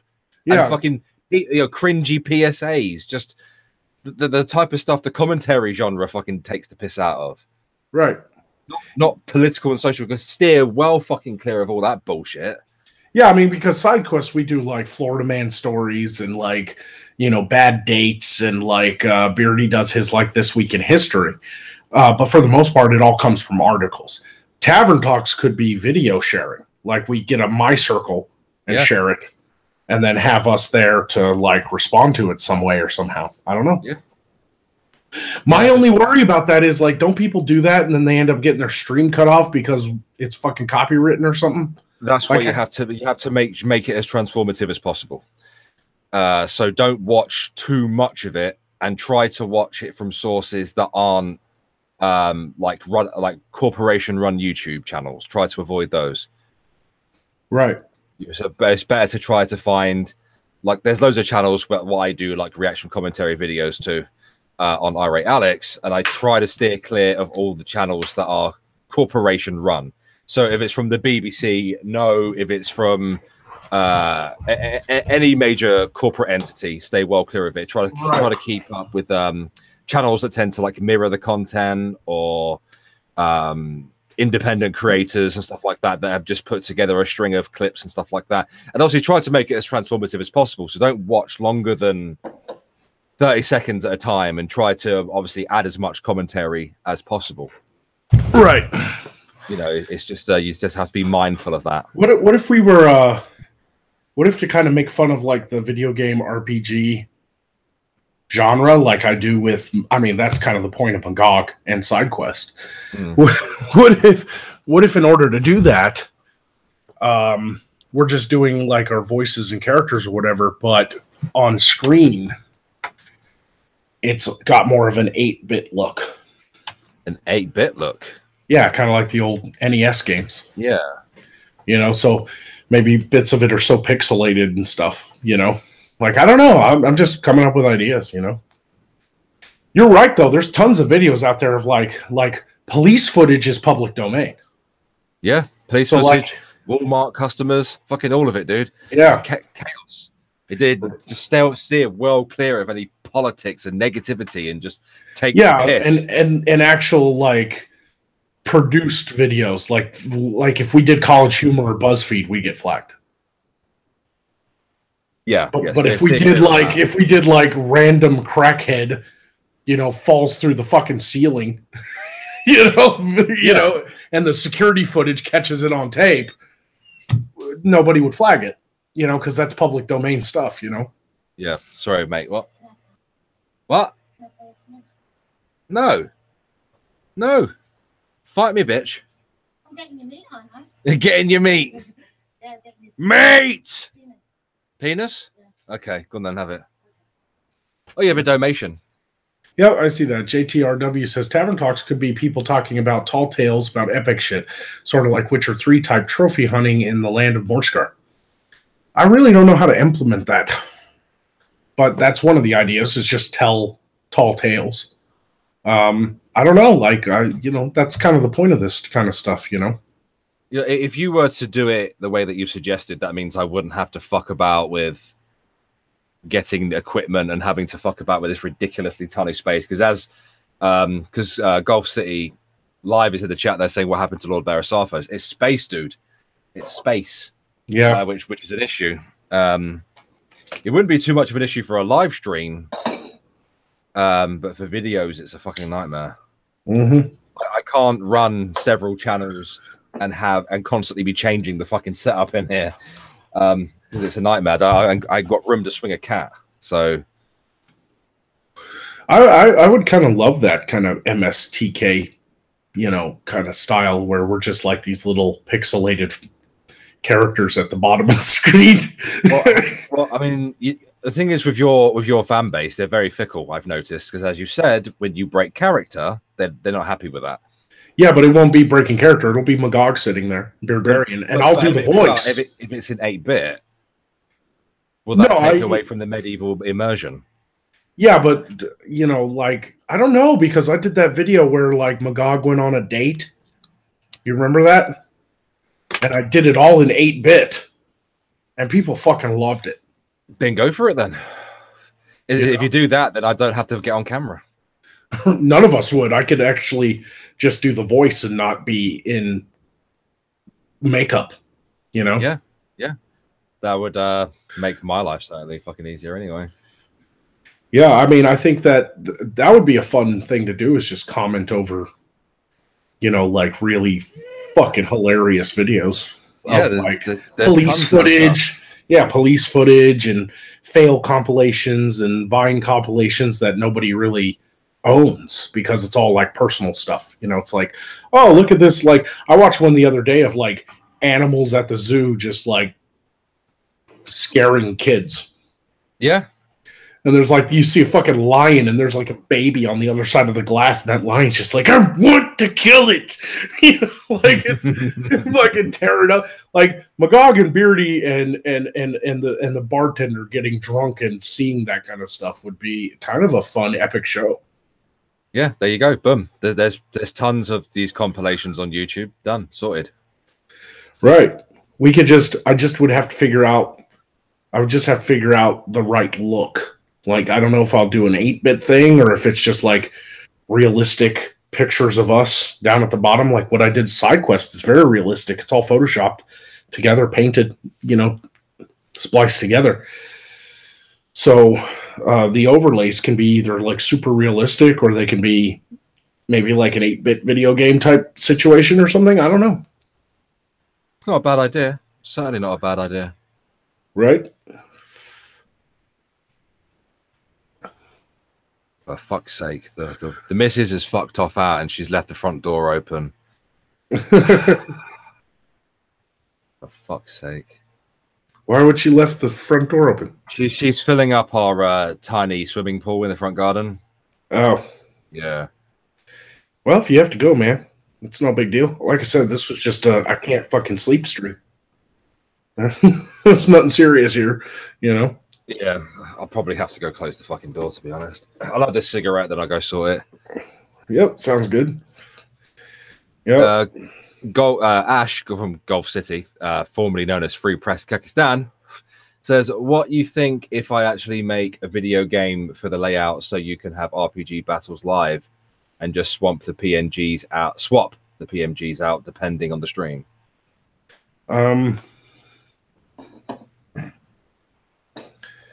That's interesting. I don't know how we would control it. Through OBS. Yeah, I mean, we'd have to figure that out. I'd have to get with Free Press and talk to him off air and see what he really means by that. Yeah. Jaster Morrill says, I kind of want to see Bear and Magog IRL at a range. Mate, if this works out, you will see that. Yeah, I'm building a range, and we're even like, once that lane is carved and the house is being built, we're also going to build like a big, we're going to build a big platform made out of wood that'll hold about 4 people. And it'll have a rail and a roof over it. And it'll be slightly inclined so your brass rolls down into a gutter. Oh, nice. So all you have to do is pop the gutter off and dump it into a bucket so we can collect brass easy. And basically just have like a nice rail in the front so you can set up a bipod and sight your rifle. Or you can just, and each little lane on the platform will have a little table sticking off of the rail that you can set your magazines on and load your bullets and stuff. Yeah. Yeah. It's going to be a proper little gun range. And I'm also going to have a clay pigeon launcher, so we can do skeet. And I'm going to also put, I'm also going to get some bales of hay to do archery. Awesome. Because I have my English longbow back there. I've been wanting to go back out and fire, Free Press says the idea is that we can change the images and rules each stream. Yeah, he will do for you what he did with me. He'll sit you down and he'll walk and talk you through settings. Yeah, that's what we do all the time. I'm having trouble imagining in my brain. It might be because I can't sleep. Probably. You're a very tired wizard. Excuse me. I shall return in a moment. All right. What's the max size of rounds allowed? Well, it's only a 100-yard lane with a berm on the end of it. I'd hate to shoot something like a 50 cal because if it does go over the berm, the big pile of dirt and stuff, it could travel through the woods and into the neighbor's land, and I don't want that. So, I'm not going to be firing no Gatling gun out there, but outside of that, I have a couple hunting rifles and stuff. It should be plenty of space to fire like 308s. I have AR-15s. I got an AK-47 and some pistols. It'll be fine for all that.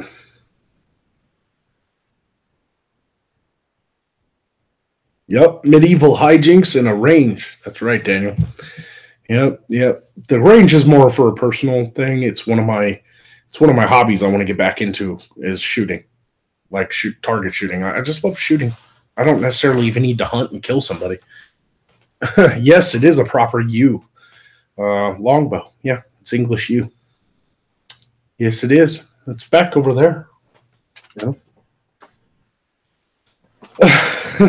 Do people want to see my English longbow? I'll go get it. It's right over in the corner. Would you like to see my dog? Yeah, show me your dog. Come here, little Hitler. Come on. There we go. Come here, you stupid. Right, there we are. Oh shit! Stop bouncing on the headphones, dog. No. For goodness sake, the wire's going everywhere. Right. Fuck's sake, underneath. There we go. Look. Did you teach it how to hail Hitler? Call him Goebbels. Don't lick me. He will answer to Goebbels. Well, his name's Gilbert, but he will answer to... There it is. Yeah. Nice. It's fucking long.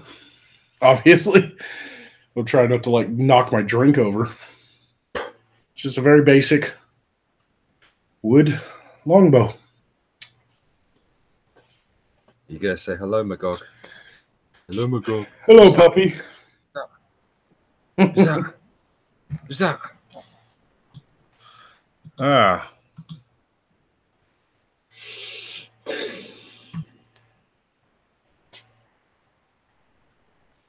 What are you doing? Do. So yeah, look, I'm just trying to pull up the chat again, so people could be like, Yeah, you get a few questions in the chat there, mate. You get down, mate. I'm gonna go put the dog back in the living room. All right, Daniel Anderson, nice. What's the poundage? It's a 75-pound draw. But if I shorten the string, it can go up to 95. Just depends on how tight the string is. I started with a 75 because it's been so long since I've done archery. I didn't want to fucking break my fucking wrist. So I got to get used to using a bow again, and then I'll go up in weight. But it's got a 40-inch draw, so I have to buy extra long arrows. Most arrows are 38 inches. I have to buy like 42-inch arrows for it.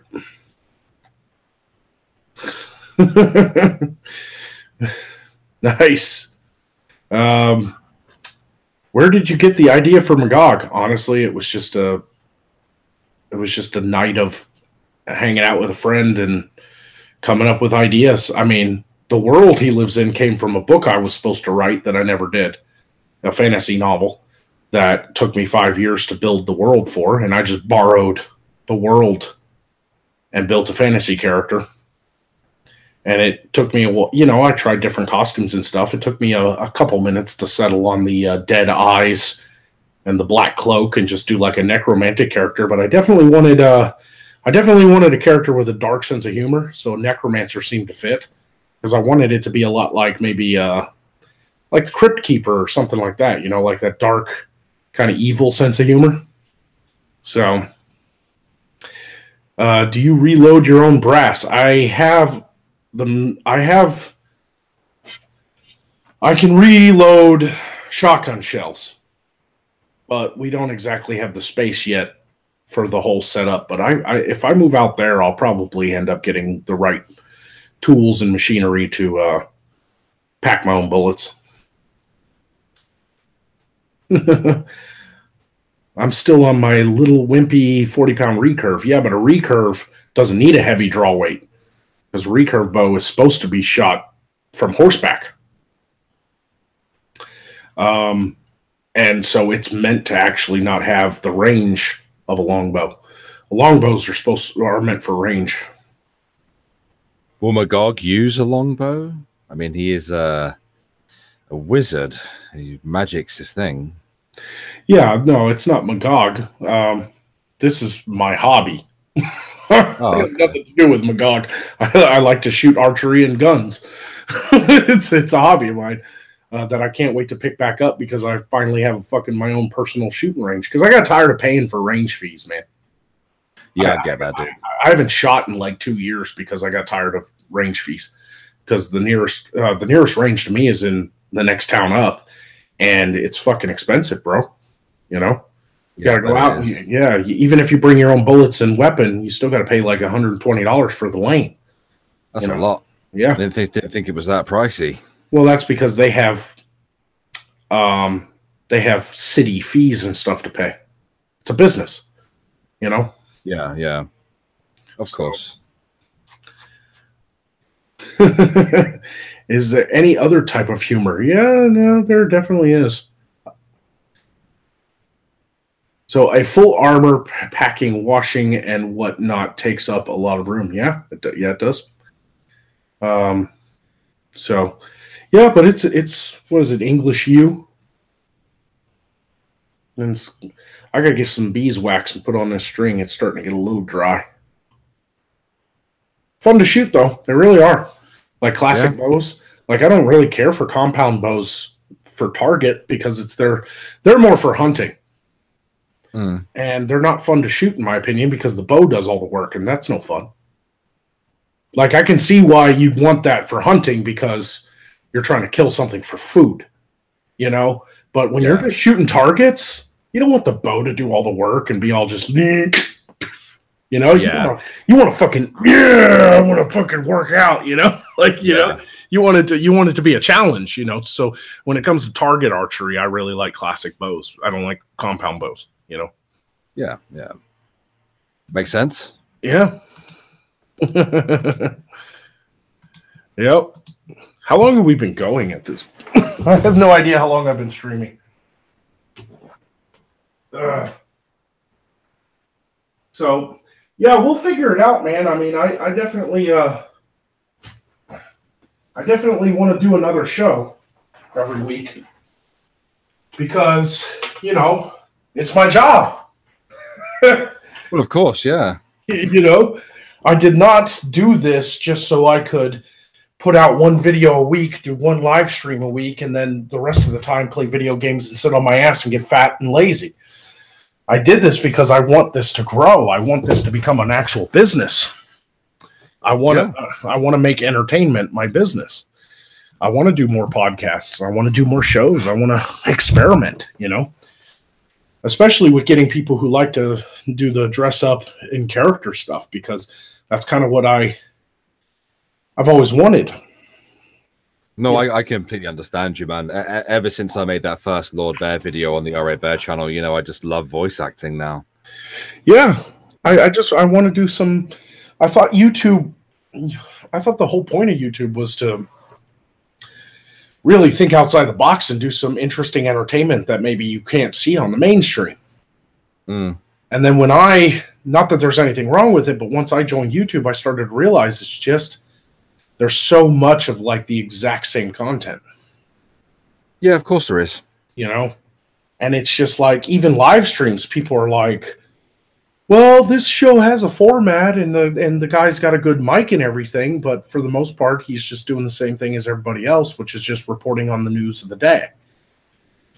So he's pulling up an article or a video and going, can you believe this bullshit? You know, look what Maxine Waters fucking said, you know? And that's fine. I enjoy watching that stuff. I watch Styx Hexenhammer like every day.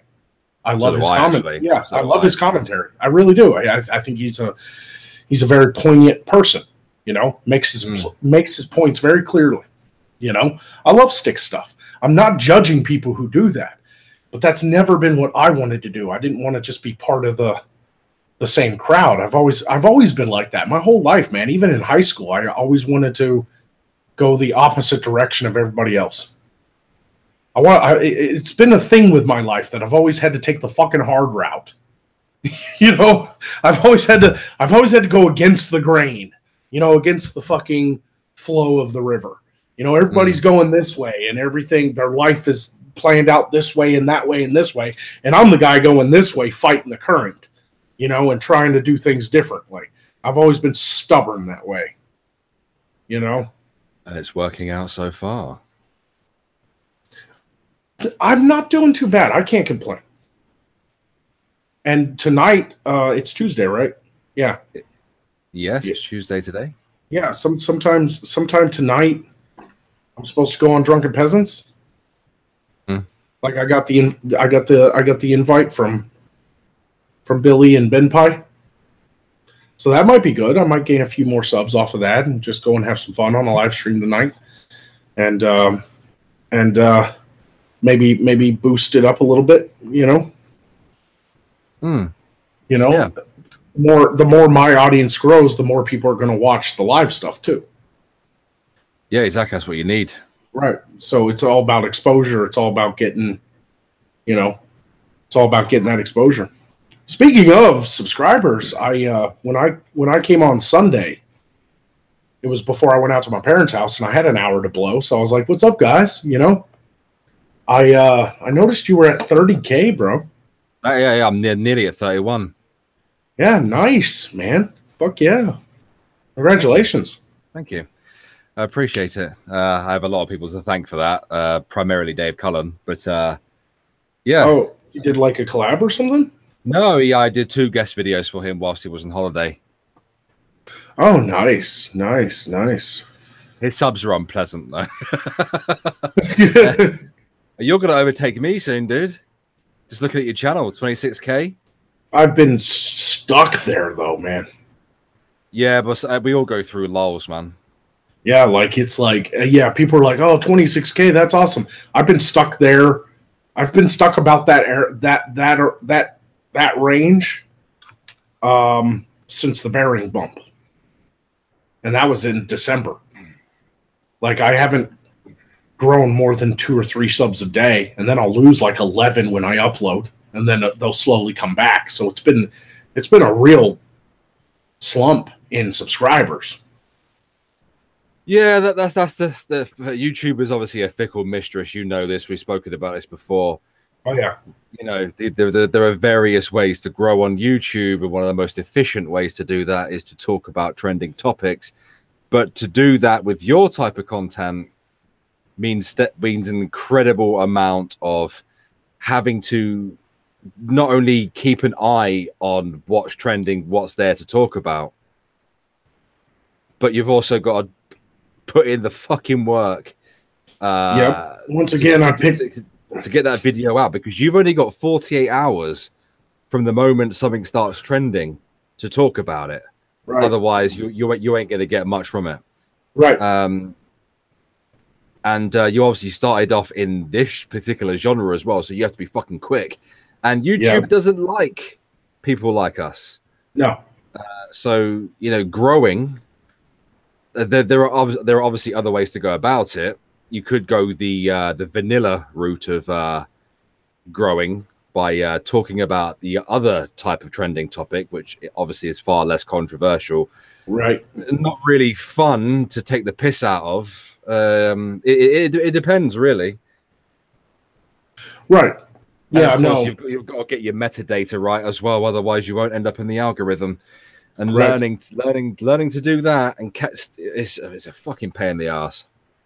Yeah, no, I definitely caught, I caught some growth when I first came back. Like, I took a month off to do my finals. Like, school was kicking my ass, right? So I took a month off from doing content, and I thought when I finally come back, my fans would be pissed at me. There wouldn't be any fans there. Like, I'd get less views. Nope. Complete opposite. I took a month off. For one, the algorithm, because I took a month off, didn't know what the fuck was going on, so it didn't demonetize me instantly. So the video I put up was actually like, it was like gender identity or something like that. And it was like, boom, fucking, fucking ads for like they didn't demonetize me for 2 days. And so I actually got a good clean run from it. And then I gained 700 subs out of nowhere. Don't know why. I must have hit the algorithm just right. Yeah, this is the thing, isn't it? Getting your title right, getting your description right, getting your fucking tags right, getting your thumbnail right, releasing it at the correct time, talking about the right topics. Right. Yeah, like fucking Daniel says, we should try to get you on Crowder or something. He had a freaking furry, so seems like a necromancer is the next logical step. No, I'd love to do a bigger show like that, like Rogan or Crowder. Like, that'd be fucking huge for me, Yeah, you just need to get a call to arms going and get people fucking tagging that fucker on Twitter over and over and over again. Yeah, like that's the downside with YouTube is a lot of my fans are on Twitter. I've got 4,000 followers on Twitter, right? Almost 5,000 followers on Twitter. But nobody's really engaging to help their favorite creators. Yeah, that's the thing, though.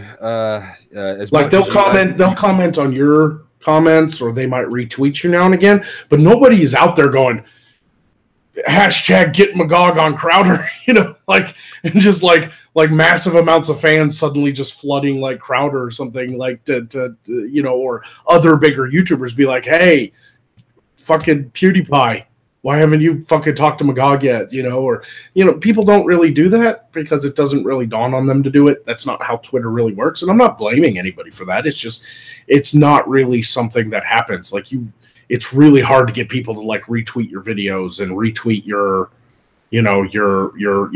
comments and stuff, Well, this is what I'm trying to say, mate. You, as much as you think that you have a community, that you think you've built a community, you haven't. PewDiePie has a community. Daz Black has a community. Yeah, I wouldn't call it a community. I definitely call it a fan base, though. I have a real strong fan base. But not a community. Like, YouTubers with 1 million+ subs have subreddits, are very, very engaged, sub base. They have Discord. They have very active Discords, very active Facebook pages, stuff like that. You know what I mean? Yeah, it's just really hard to reach that level, man. Oh, and like I said, I'm not blaming anybody. Like I don't want anybody to think I'm bitching about my fans not retweeting me. That's not. I'm just having a conversation on how hard it is to get noticed by bigger key people without the help of like a massive, fan movement. And it's hard to get that unless you have a massive fan base. But once you're big enough, then people start like, look at Sargon, man. He's got like, he'll get 4,000 comments on every one of his videos, and he'll have subreddits talking about it. He has mainstream media reporting on him. Styx Hexenhammer too. Like some fucking The Guardian will come out and be like, have you seen the evil white supremacists that have joined UKIP? They don't do that to just anybody. I mean, you've got to build that following, man. And it's really difficult. I'm very thankful for the ones I do have, because they're very dedicated. Now that's the difference between us and Ghastly and them, and like PewDiePie and them, and like Sargon. Like they have their dedicated fans, but even as little as we are, we have such loyal followers. Oh yes, we do. Absolutely, 100%. I mean, it just still blows my mind that I've got a good probably 1,000 people out there that just love everything that I do, and it's willing to give me money and support me and help me pay my bills so I can do this full time. Like it's absolutely amazing. It blows my mind, especially since the adpocalypse. I completely agree, man. I completely 100% agree. I mean, there are people in the chat right now. Slacking Games, for example, right there, one of the biggest supporters of the Ghost Poo podcast, donating every single episode because he knows that he loves the content, so he supports it because he knows that we don't get fuck all in ad revenue for the work that we do. So he chooses to support us and keep the show going, keep the lights on. And we have a lot of people like that, and I recognize almost all the names in your chat right now. Oh yeah, like everybody in the chat right now, whether they have a wrench or not, are names I recognize. Like people are like, still amazes me that we're just sitting here bullshitting and I've got 55 viewers. That still blows my mind. Let's talk shop. Yeah, to listen to us talk shop. And like I said, like it's just really hard to get that,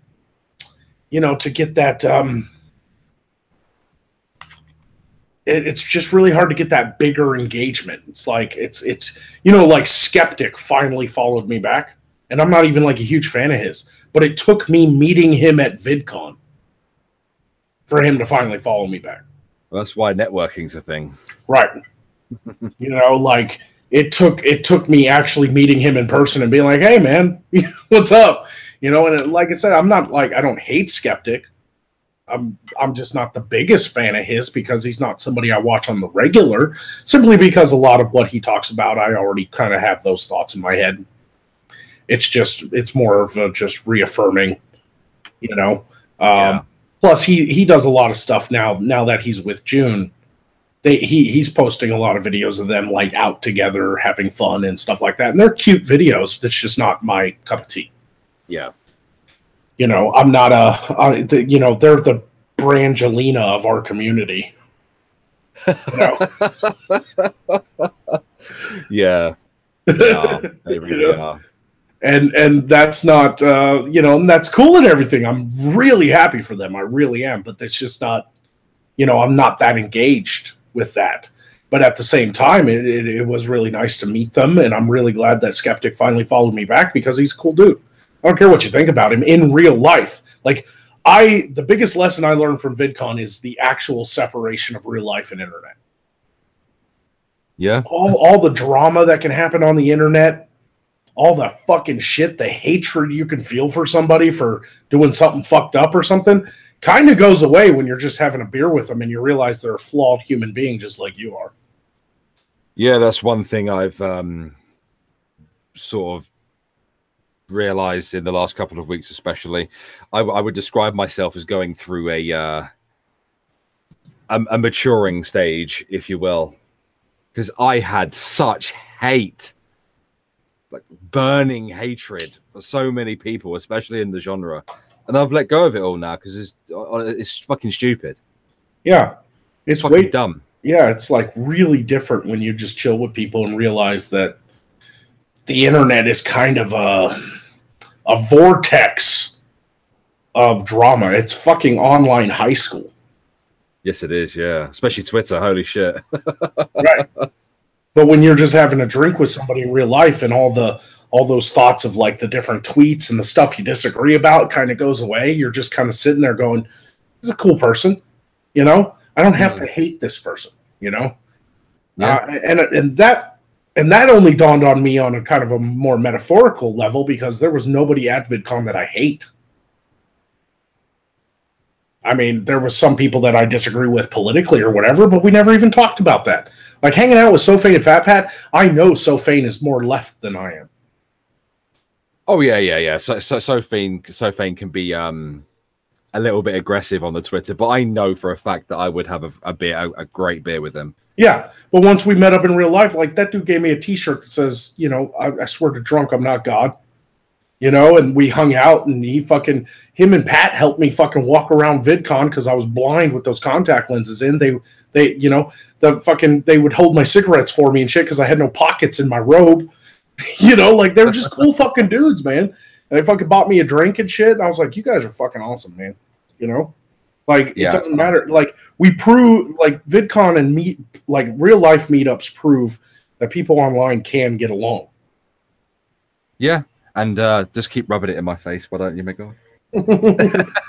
I'd love to go to fucking VidCon. I just want to go back to America, fucking full stop, really. But yeah, I hated VidCon though. Yeah, I love the meetups, but the con itself was garbage. Oh, of course it is. It's fucking vanilla cookie cutter bullshit. Yeah, I was just surrounded by like purple-haired, pea-brained homunculi walking around. You know, like fucking screaming teenagers. You know, and shit. Yeah, like they weren't there for us. There were like even the big name people in our community were like just standing there like, where's our fans? Like nobody here knows who we are. We're just standing around. Let's go fucking to the bar.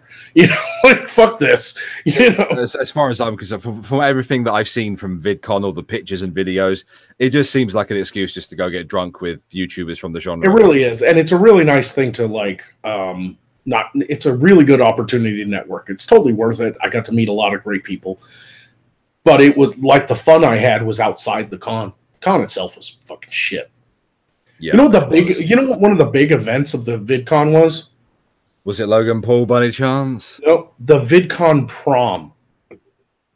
What the fuck is that? And that's what it was called. I'm not even making that up. It was called the VidCon prom. It was basically the Saturday night dance. Or the Friday night dance, where they like just played a bunch of music and everybody screamed and danced and drank, and then they crowned a king and queen of VidCon. Cringe. I bet it was filled to the brim full of storytime YouTubers, like 20-something fucking vloggers that haven't actually experienced anything in their lives. Yeah, there was like a 15-year-old kid with fucking, you know, like pretty hair. You know, he looked like a Justin Bieber ripoff. Walking through, he had 3 bodyguards. A cameraman with a whole fucking harness holding a massive like MTV camera following this kid and a group of screaming teenagers behind him, and I didn't even know who the fuck he was. I didn't even know who the fuck. I was like, Jeff, who the fuck is that? And he was like, oh, that's that one guy. He does those videos where he goes out in public and acts like a fucking asshole, throws water balloons at people, and like he'll go into a convenience store and treat the guy behind the counter like shit, you know, for views. And he's got like 15 million subscribers. And I'm sitting there like that 14-year-old kid has not experienced life. Like he is way too rich and fucking famous for his age. Like it's gonna fuck him up. Oh yeah. It is, and he's been a little fucking arsehole. Yeah, as well. So that's what we have to do, man. We got to get Magog out in the streets of Arkansas, chucking water balloons at people. Right, and here I am over here trying to actually do like a character-based show with like scripts and acts and like a whole world and a lore, and I do all this writing and creative stuff, and I work my fucking ass off. And there's no way I'll see 15 million even doing that. Like I may one day have enough subscribers or an audience to really make a living off of this and have a lot of people watching my show. And maybe one day I will hit like a couple 100,000 subs and I'll just be groovy, man. But I ain't never going to be 15 million subs famous. Ain't fucking ever going to happen. I don't think so. Not my style of comedy. Not my style. Like, the media doesn't like people like us, man. No, I know. They really don't. They really don't. We're not going to get like Hollywood style fame. We're not going to get that big.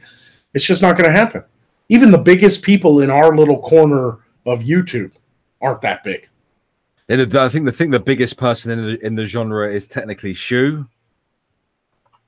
Does she have more than Sargon? I thought Sargon was pushing 1 million. No, Sargon's pushing 1 million. No, Shu's bigger than Sargon, dude. Really? Shu's pushing 1 million. Sargon is getting there. I'll get the sub counts for you now. Shu on Heed. Shu on Head is at 993,558. She's almost at 1 million. She's almost at 1 million. And Sargon is at 812. He's not far behind. He's not too far behind, but yeah, Shu's nearly at 1 million. And I'd say Shu, and honestly too, even though I think she's kind of part of our community, she's also kind of not. She's on that fringe area, Because, like, I love Shu. I love her comedy and stuff, but she's not exactly, like, full-blown. Well, I guess she is. It's kind of hard to put her in a box. And that's fine. That's what people love about her, Because, like, 1 minute she'll be, like, skeptic and just, like, tear apart feminism or whatever. And then the next minute she'll be defending some, trans person or whatever, and everybody goes, what? And that's fine. I don't mind that. I don't hate anybody. It was like when I had that little tiff with that one girl that I made a video about. Even Shuan had commented on that video. It's like, oh, why'd you pick on her? She's such a sweetheart. And I'm like, yeah, I guess you're right. Like, I should have done that. It's funny because all of my interactions with Shu have been very positive. She's always been very supportive towards me and stuff like that. Even though she even knows that I had a huge amount of animosity towards her, but I've since let go of that. Even towards Greg, I fucking hated Greg for the longest time. I let go of it. I just let go of it, man. There's no point. Yeah. I mean, don't let that weigh you down in your real life, man. Because I'm sure if I sat down with a beer with either of them, I'd probably have a wonderful time. Yeah, man. I mean, even like I forgave like Nick and Jeff a long time ago. Like, Jeff did his apology video. I accepted his apology. Yeah, I DM'd him after that. Yeah, I think he kind of fucked up, but I don't think he doxed anybody. He just lied. No, I know that he didn't dox anybody. So I really don't like it when my like a lot of people are like, he call him Dox Holiday, because he didn't actually dox anybody. That was definitely Kraut, not Jeff. Jeff wasn't out there collecting data. He don't know how to do that shit. You talk to Jeff for 5 seconds, he ain't a hacker. No, I fucking love Jeff. Jeff is awesome, man. That guy has made me just for me 3 videos that he uploaded and made them unlisted just so I could learn something from them. Yeah, I mean, he just fucked up. So I forgave that and moved on with my fucking life. Not like some people. Then I met them at VidCon, and they're just fucking awesome dudes, man. I love Jeff and Nick, man. They're fucking cool. Nick, I'm still in the process of letting go my dislike for the man. It's not even that personal with me and Nick. I've never even spoken to the guy. I just find him to be a little bit elitist. He's actually not. He just comes off that way because he kind of has an arrogant way of speaking. Yeah. But when you actually get to know the guy and have a beer with him, he's just a laid back, funny motherfucker. See, this is what I'm saying, man. Honestly, like, if I sat down with a beer with any of the fucking people that I've had problems with in the past, I'd be cushy. Yeah, like he's more of just like an old school lush. That's what I call him. He's like a lush from the 1930s who sits in a martini bar listening to piano jazz. And you look at a guy like that and you're like, he thinks he's better than me. But when you actually talk to him, you're like, okay, I get it. He's just a dude, like, it ain't that big a fucking deal, man. Yes, we are talking about Wizard of Cause. Yes. You don't. Cool Meal says you don't have to like everyone. Yeah, I know that, dude. but I don't have to hate everyone either.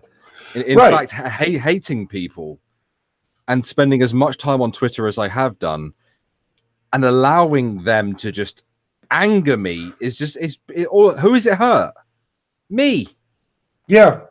Because you know what? Like, At the end of the day, I also found out if you have an extreme dislike for somebody, they don't care. Yeah. They don't think about you once your Twitter engagement is over. They move on with their fucking day. I'm sick of the fucking negativity, mate. Like, there's a reason why I'm focusing on the second channel more than Irate Bear. Like, it only has 2,000 subs.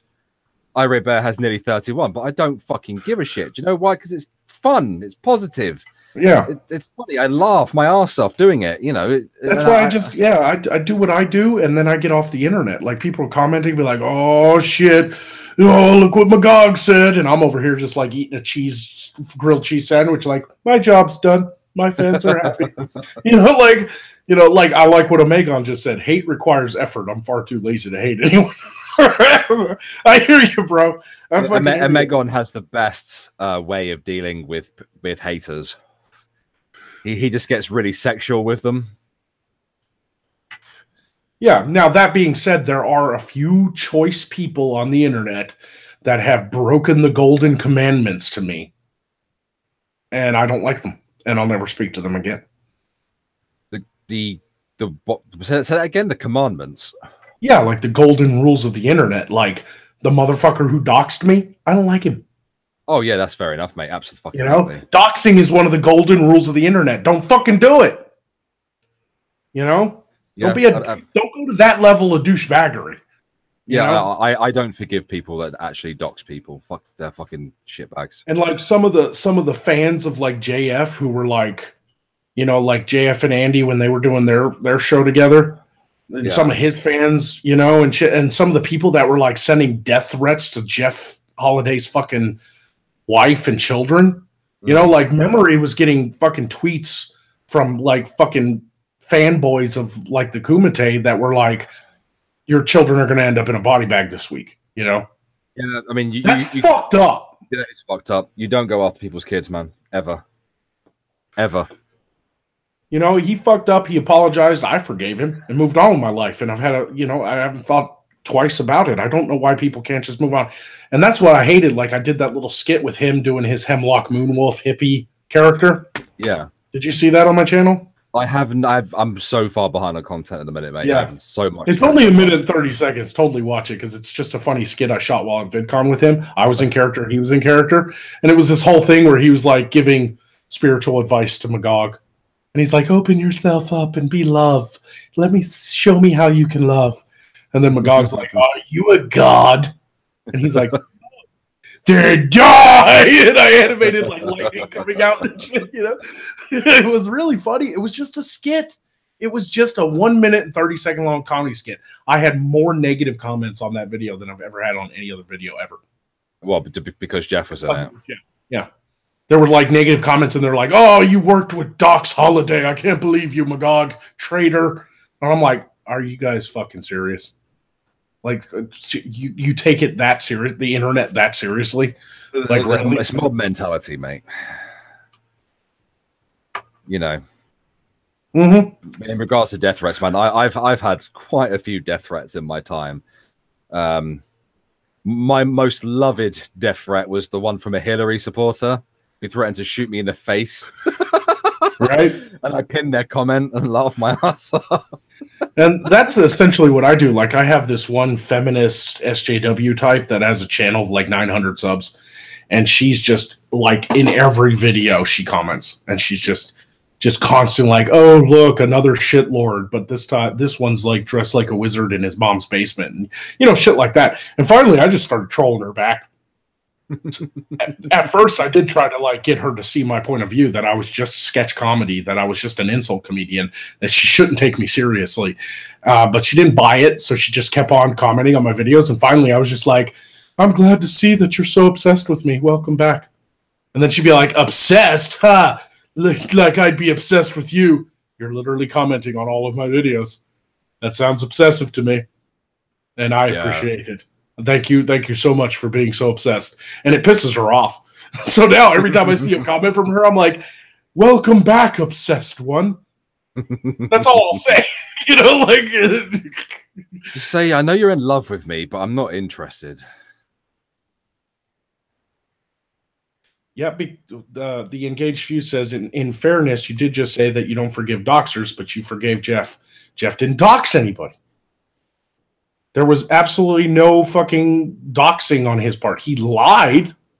He got on stream and was like, I had nothing to do with that server. I didn't even talk to anybody. And then the screenshots came out of him actually engaging with people in it. And he lied to protect Kraut because he thought Kraut was a friend. And he admitted to that fuck up. But he didn't dox anybody. He didn't. No. I never saw a single message. All the screenshots shared from that Discord server, I never saw a single message from Jeff Holiday that said, this is Coach Red Pill's address. Go get him. He never did that. He never fucking did it. I haven't seen a single shred of evidence that he's a doxer. Did he lie? Yeah. And I forgave him for it.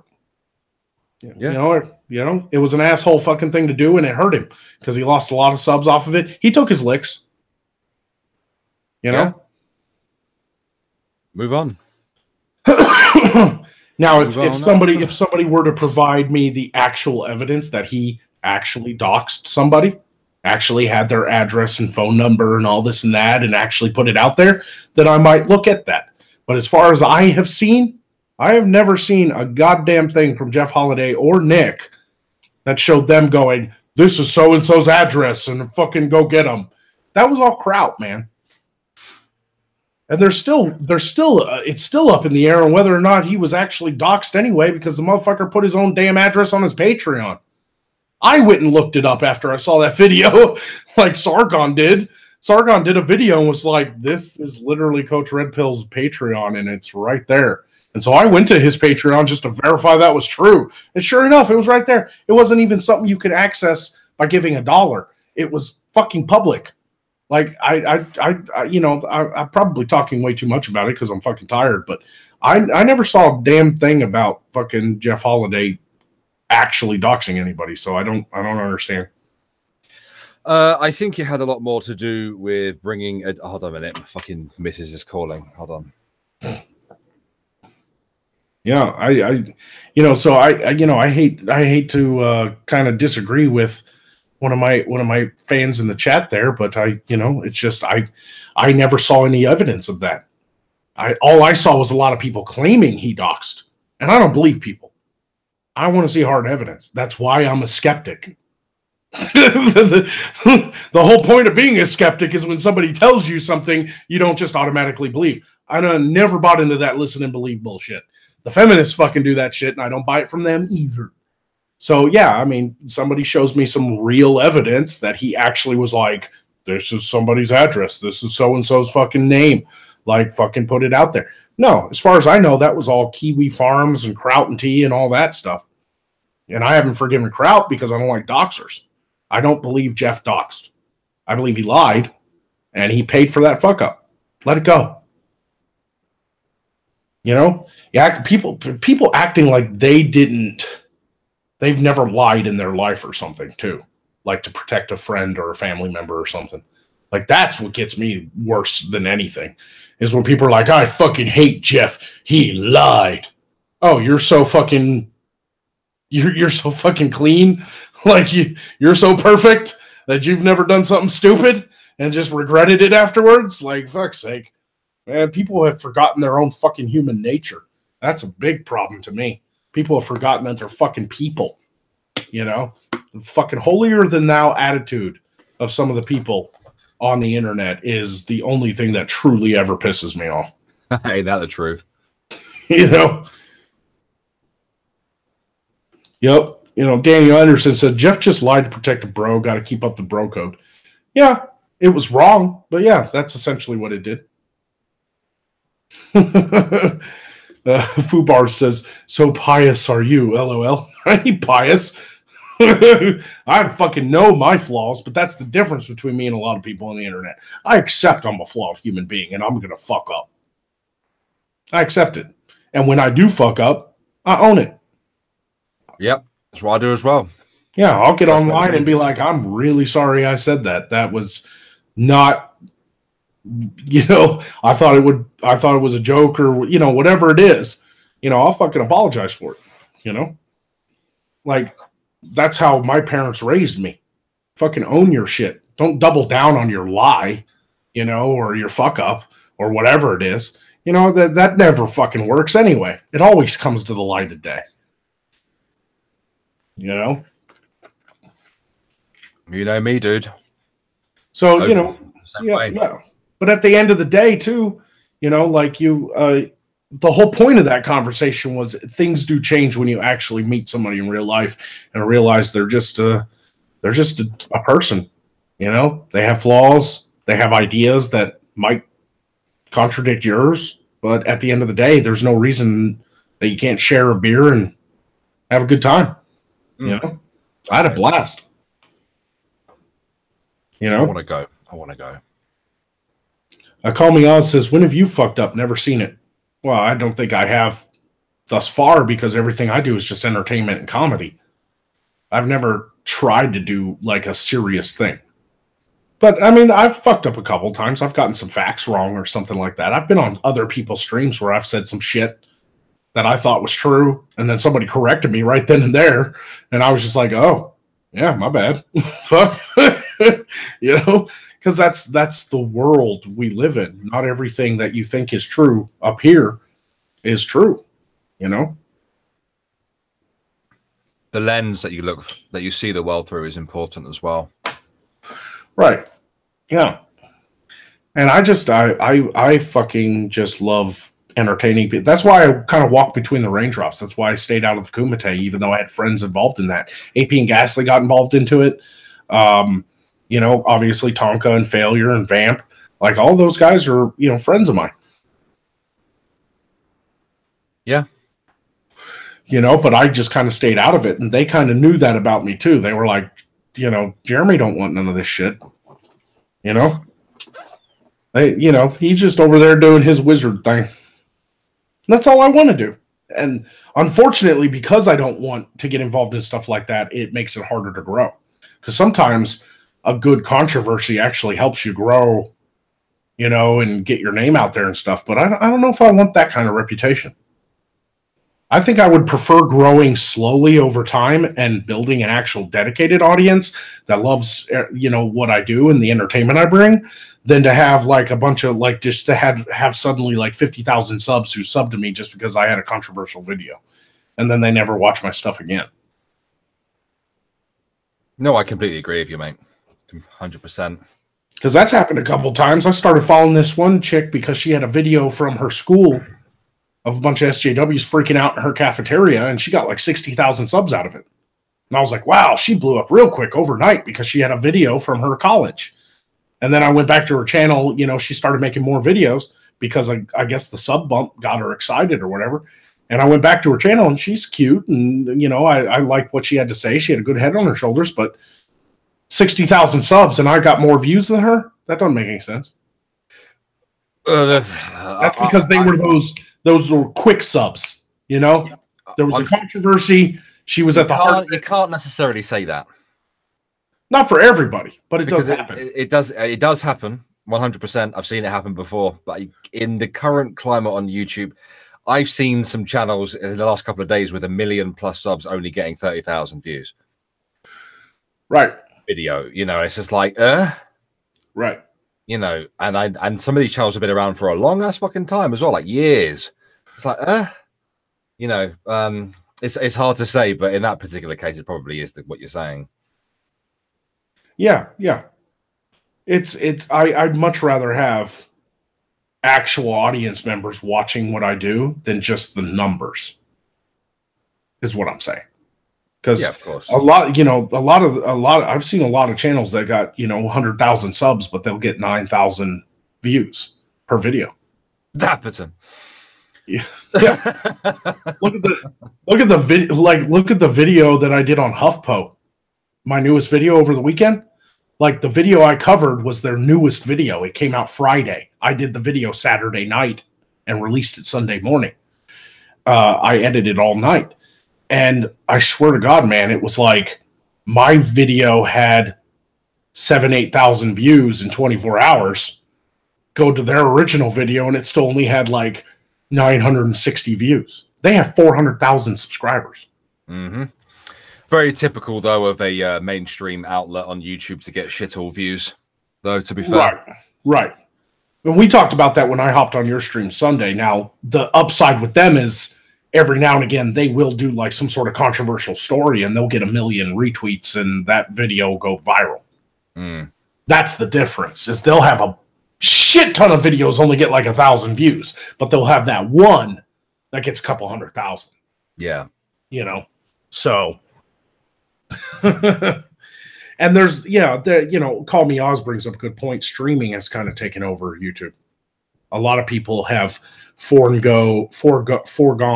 edited, scripted content for just like doing a live stream. And I'm kind of guilty of it too. Look how many times I've just done a Beyond Magog because I can't fucking sleep on my on my alternate channel, you know. I'm a tired bear, and now it's too late for me to have a nap. Too late for a fucking nap. I'm probably going to end it here pretty soon. We've probably been going for a good while. Yeah, a couple of hours. Yeah, I didn't even realize it was that long. You get into the conversation and then you lose track of time. Like I said, this was not a big time stream, but I'm glad you dropped in, man. I'm glad we could talk. Maybe we can formulate those ideas. I'll talk to the Beardbarian when I can. This week is a little hectic for me because now I have to do some new edits for the overlays for SideQuest before Monday. Yeah. So we can get that, get the special attacks thing locked down so it's not so chaotic. But after that, I'll probably be ready to launch Tavern Talks by the end of July. I'd really love to do that. So let's do a hangout or something, or I'll talk to Beardy and then get back with you, and let's formulate an idea for this show. Yeah, I'm usually available, dude. Yeah, I'll hit you up. If we can, we'll do like a hangout fairly early in one of the evenings so it's not too late for you, and we'll discuss things off air. Yeah. I'll get Beardy involved too and see what he wants to do with it. So I think he's filming all day today, which is fine with me because I got to go out to my land. And then I'm pretty sure I'm going on the Drunken Peasants tonight. I haven't got the I got the verification email. Like he sent it, was like, totally come on Tuesday, the 3rd. But he didn't say, he said he'd contact me the day of and tell me when and everything. So I hopefully be on the Drunken Peasants tonight. But I will contact you soon, my friend. Awesome. And I've still also got to do the collab with Omegon. He was in the chat. I think he might have disappeared though. Yeah, but I'm definitely going to get to work on that for the weekend. So I got to get the overlays done and make sure that's done and ready to go for Monday. And then over the weekend, I'll probably work on the collab with Omegon and get that out of the way. I think it's going to be really funny. So, good. Yeah. So I'm going to do that for my next video. And I got to do a post sometime this week too. So I have a pretty busy week. It's probably why I can't sleep. I've got a lot on my head. Yeah. A lot on my brain. So, but thanks for hopping in and talking with me, man. It's great. It's not a problem, mate. Anytime. Yeah, we'll do it more often because you're fun to talk to, and maybe we can get into some old war stories or something sometime. I enjoy that. I'm sure there'll be more of these types of streams in the future because there are days where I just seriously can't sleep. So yeah, man, I get it. I find myself awake sometimes. Like the other day, I just didn't sleep at all. Yeah. I think I fell asleep until 6:30 in the morning. Yeah, me and Undoom talk about that all the time because Undoom's a proper insomniac. That motherfucker I know. Yeah, that motherfucker will be up for 32 hours straight and not even be tired. He's got a weird brain. yes, he has. Did you want me to jump out the hangout before ending the stream, or no? I'm gonna just end it right now, man. So okay. Thanks everybody for coming by. If you haven't ever checked out Irate Bear, go check it out, and his alternate channels, Irate Alex and a couple others, Lord Bear of Sarthos.